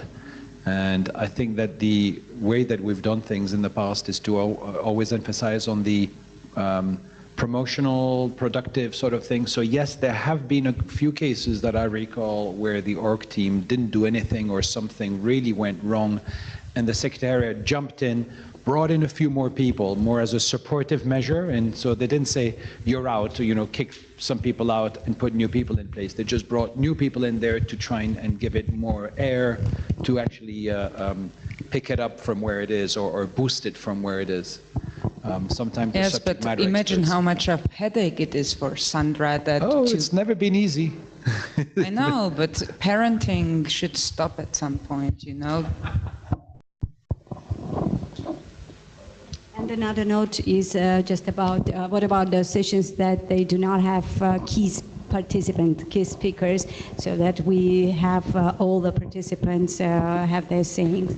I mean, if the organizational part is really very hard, but it doesn't mean that it should be excluded from the program, basically because of these things that so many people are suggesting that topics, and we agreed to have it in the program. So the excluding in this strict way, I don't think it's a good way to make them work. So, sorry, Adam again. This is the Alice in Wonderland sessions, quite a good example. I mean, if you look at view history, it was almost blank a month before. So that really, what are we interested in here? If an issue, and it is an issue with EuroDIG, is that we're not getting enough of a particular stakeholder, or we're not getting enough people, if that is an issue that we really do want more stakeholders, and particularly stakeholders of a particular category or group, I'm thinking private sector, then that really does matter, because it's not about finding, you have to go to your boss and say, I want to go to this because, and if you can't say that the main session doesn't yet have speakers a month before, you won't get the money. It's as simple as that. If that's important to EuroDIG, then we need to find a way to change that. If it's not important to EuroDIG because you're satisfied with how things are, then carry on as is. I mean, it's a bit of a choice. I don't know, because I don't have enough experience in how you organize this, and it sounds like you have other principles which are equally important about inclusiveness and volunteers and respecting people's efforts. But I do think we have to decide what we want for 2018. This isn't, I mean, from my point of view, it's not a good idea to have a main session without speakers and a description a month before. I'm amazed anybody goes, other than the habit of going.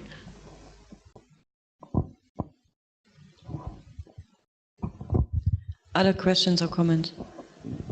For the Secretariat, these are very valuable discussion, although maybe for some of you, especially for the Georgians, it's a bit difficult. I think we can continue this discussion tonight with the institutional partners. I mean, it was mainly institutional partners talking about this now, so I would like to take that discussion to the evening and see how we can probably find good solutions to deal with that. From my side, this is almost it. And I would now like to ask... Sandra? Yes? I think that I've just had a quick chat on this topic of what you've just mentioned, and bearing in mind there seems to be a real concern that so many sessions were not advertised properly, or the information about the session was published so close to the actual event that it might have actually gotten some people not to be funded to come to the event because of the lack of information. So I just suggested to Thomas that the EuroDIG board should be discussing this, and we should maybe make a proposal on how to be more strict about deadlines and what can be done. It's a difficult balance between being repressive and saying, okay, you're out, or we're penalizing you. I mean, we have done some tracking of the past and been a bit selective sometimes on who we take, or who the Secretariat chooses as the leader of the session or the main organizer of a session, thinking, oh, last year they organized another session, they were a bloody nightmare. Maybe we shouldn't have them this year. Maybe we should try someone else who is a bit more reliable. But that's post-mortem. Being proactive at the time itself is something that we need to look at and try and balance the two sides. Okay, let's continue this discussion among board and institutional partners tonight. I think that it's the better place. I would like to get back the opportunity to the Georgian friends to ask questions, because it's their event in their country, and probably you might have a lot of questions though, how to get involved. If we cannot answer, or if we could not answer your questions today, then feel free to contact office@eurodig.org, and we can also catch up bilaterally. if there are no other comments, I would hand over as a last or the second last item to Liana, because also the CEDIC program went online just yesterday, I guess, or the day before today. Okay, so that's brand new. And Liana, it's cedic.net, right? cedic.net.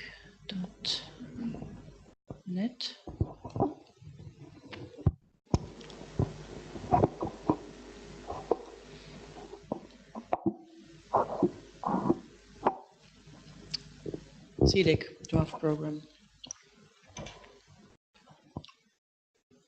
Okay, Liana, floor is yours. So CEDIG is the Southeastern European Dialogue on Internet Governance, and as Sandra said,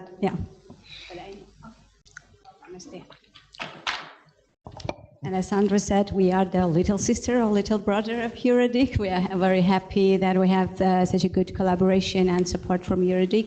And actually, we've been inspired. All the guidelines and session organizing we are doing in the very similar way. So this is the draft program that we have agreed already, and this is public for comment till the 11th of February. It's fine. We extended, we came as a pre-event for EuroDIG in Sofia, and then the next years we had a one-day event. And for this year, we are proposing for 2 full-day event program. Because the suggestions and the topics proposals that we got is really larger in amount, in numbers, and as you said, we have received 105 proposals for topics, and we had our planning meeting, the online planning meeting for 2 days on 17 and 18 of January. And we do have a day 0, but we plan this to have, this is the capacity development program for us, but we need still to work on the funding to make sure that we will continue this program. We had last year a fellowship program, CEDIG, and also youth school. It went very well for the people from the region, from the sub-region, the Southeastern European countries. And this year we want to continue this program as it is very good. We received very good feedback for the participants. And also there's a tradition for us to have the internet governance introduction to IG, and we wanted to keep this for newcomers on day 0 because now those who are regular participants, they already have much information about what is IG, but there are always the newcomers, and we want to keep this to them. As a very like to the EuroDIG, we received very many topics of digital economy, and what is the anchor is data.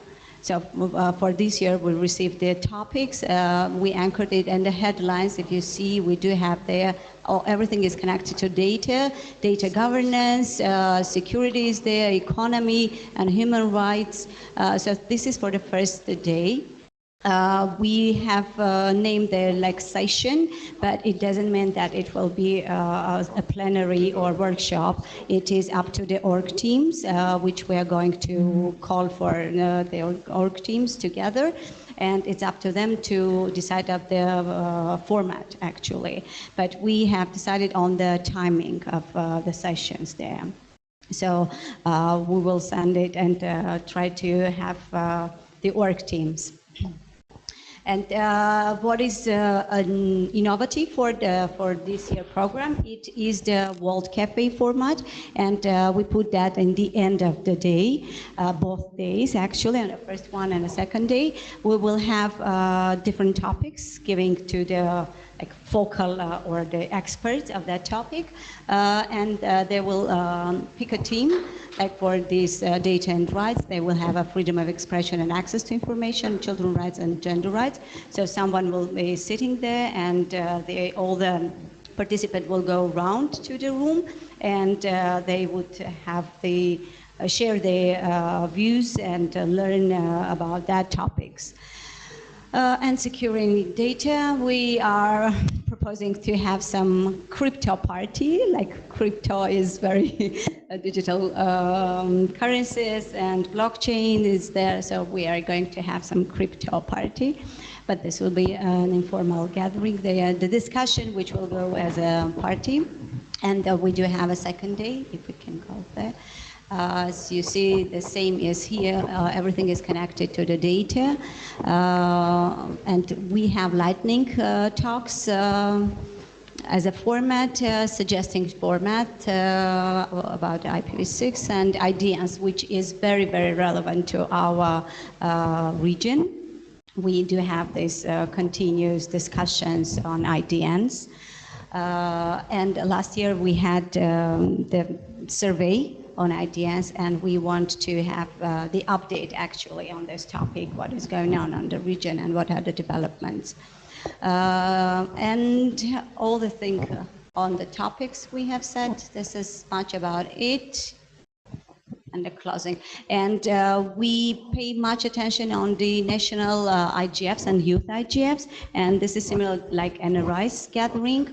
We will use the opportunity that whoever is from the national IGFs is present at the event. They will be participating in this session, and then given a wrap up for all the discussions of IG in the region. So this is basically the explanation. Thank you very much. Are there any questions?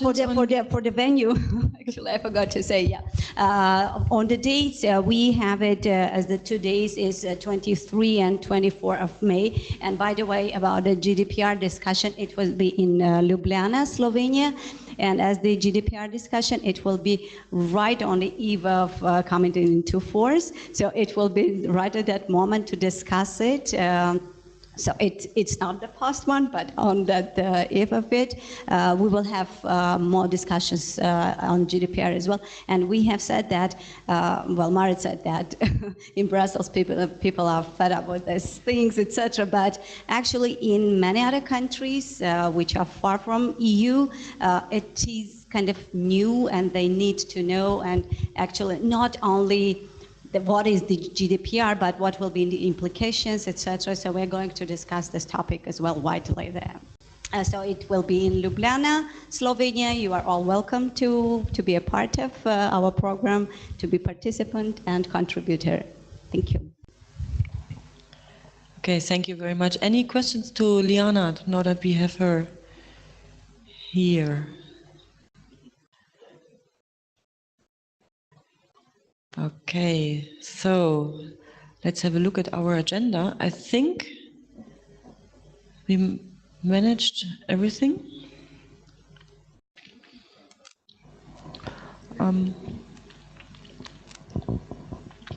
Animation from current slide. So my last word, what I would recommend you, if you want to get involved and stay engaged, then you have to subscribe to the newsletter. This is really the best and only source to get involved, because here we send out all the deadlines, all the call for whatever we are calling to, call to actions. So subscribe to the newsletter. Then also we try to set up a discussion list where topics can be shared, discussed, or events can be announced. This discussion list is not yet very well populated. It was actually an idea which came from the European Commission, but as we cannot just simply put massive of email addresses in because of data protection, we asked the people to sign up for this discussion list, but yet it is still not really functioning, and it's really difficult to get the people on that list.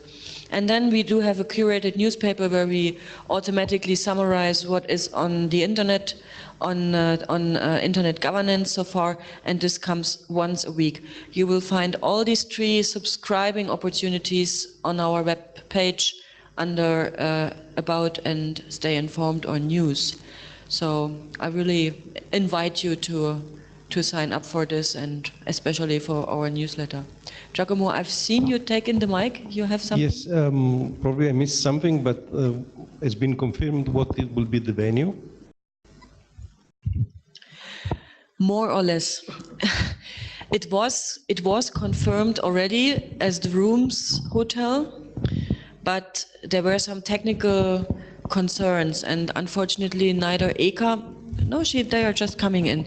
I think they can better talk about this, because yesterday we had a meeting with the technical people.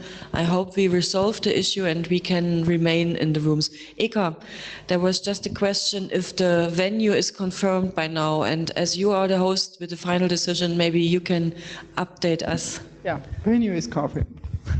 Pardon? The venue is confirmed. That the venue will be the Rooms Hotel for the EuroDIG, and for day zero also, and for everything. For social, maybe for social event we'll choose another place, but day zero and other events will be the Rooms Hotel. Yeah. Okay, very great. The Rooms Hotel will be the venue for EuroDIG. Also, day zero events will take place in EuroDIG. And just in the coffee break before, I discussed with two ladies from this GITA association here that we will do the EuroDIG and an outreach event to small and medium enterprises here in this building also on day zero. So this is also just a result of today's discussion, and Michael Rothart was involved in that. So we have some ideas already. If you want to join this one, then contact us as well. This is also underway. So now I have spoken too much. Last question for comments and questions, and then I will. Adam, please. It's just practical about the Rooms Hotel. Do you take a block booking, or should we get our own booking? They had blocked already kind of 100 rooms, and I heard from people who wanted to book a room in the hotel that for this period it was not possible. So now we will publish the information on the EuroDIG website how to get a room in the rooms. Olivier? Yeah, just a quick practical question that a couple of people have asked me. Is there any preferential price or negotiation on the block of rooms that EuroDIG has confirmed? Not that I know. Maybe ECA knows more if there's a special price discount in the Rooms Hotel in this block booking. You know, Sandra, the Ministry of Economy has a discounts from several hotels. I will clarify this issue and I will inform you. I think we have the good discounts there as well. Okay, so this information will be also published by the 1st of March when the program is online and the registration opens. This is also the moment when you find under practical information and accommodation all this information, maybe also some discounts for hotels nearby. Not everyone probably can afford to live in the Rooms Hotel, so this will be online by 1st of March. That's our deadline. Other questions, even practical? Okay, this is not the case. I thank you very much. We are 20 minutes over the top, but we started half an hour late, so I think we are not as bad. If we would have started on time, we would have ended earlier. That would have been the other solution. I thank you very much for joining us. I think it was one of the really great planning meetings we had so far. Good energy in the room, lots of discussion, and I'm very happy that we achieved so much during today, discussing the program, agreeing on the overarching theme, and I hope we could engage you, and we hope to have many Georgians in the preparation of the EuroDIG. Who has the last word? Olivier. Yeah, thanks, Sandra. It's Olivier speaking. I just wanted to thank our hosts for accommodating us in this fantastic center. The technology here all worked, and it's great to have the staff to support us to get the good sound system, the good internet, everything else. And to also thank Jolie for having managed to work out at the last minute a streaming over to YouTube, and so these sessions will be in YouTube. Well, they're archived right away on YouTube, and we'll publicize the link for this.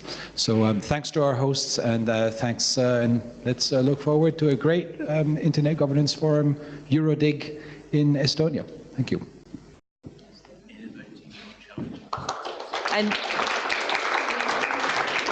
And also a big thank to our remote participants. Some of them stayed for the whole day, so thank you very much for your contribution. We hope we made it a good experience for you to participate in that planning meeting. Bye-bye.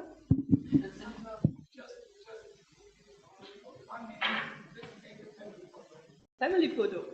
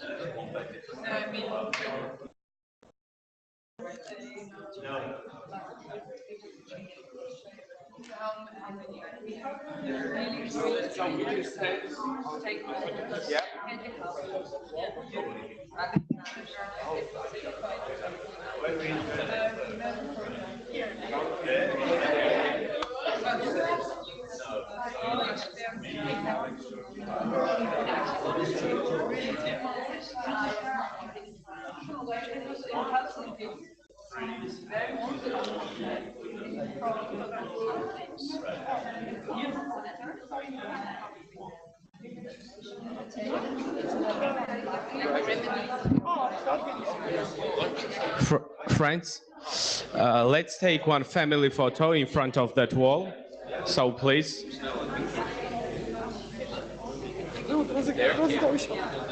Yeah. Yeah, no problem. Okay. Okay. Okay. Good one. Good one. Good one. So it's last year. But it's all this Brussels stuff, right? This week. And it's going to Los Angeles.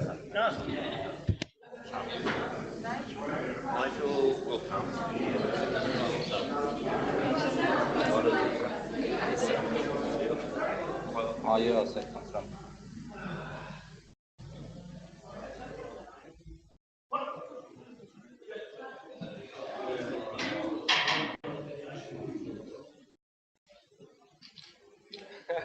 You're also in our family photo. There's some people who stand in pleasure, some people who like.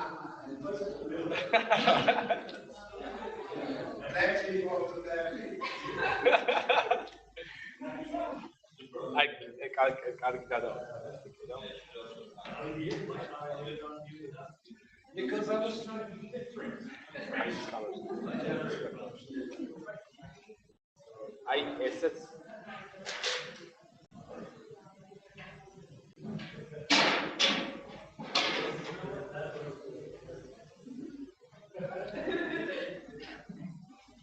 Really?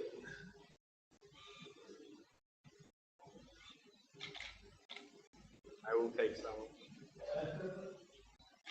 And one more.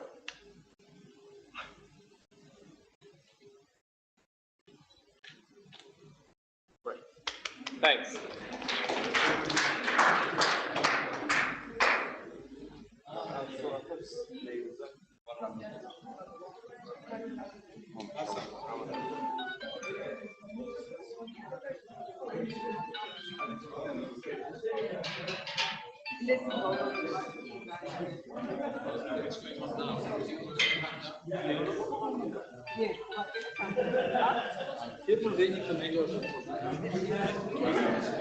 It was so quickly.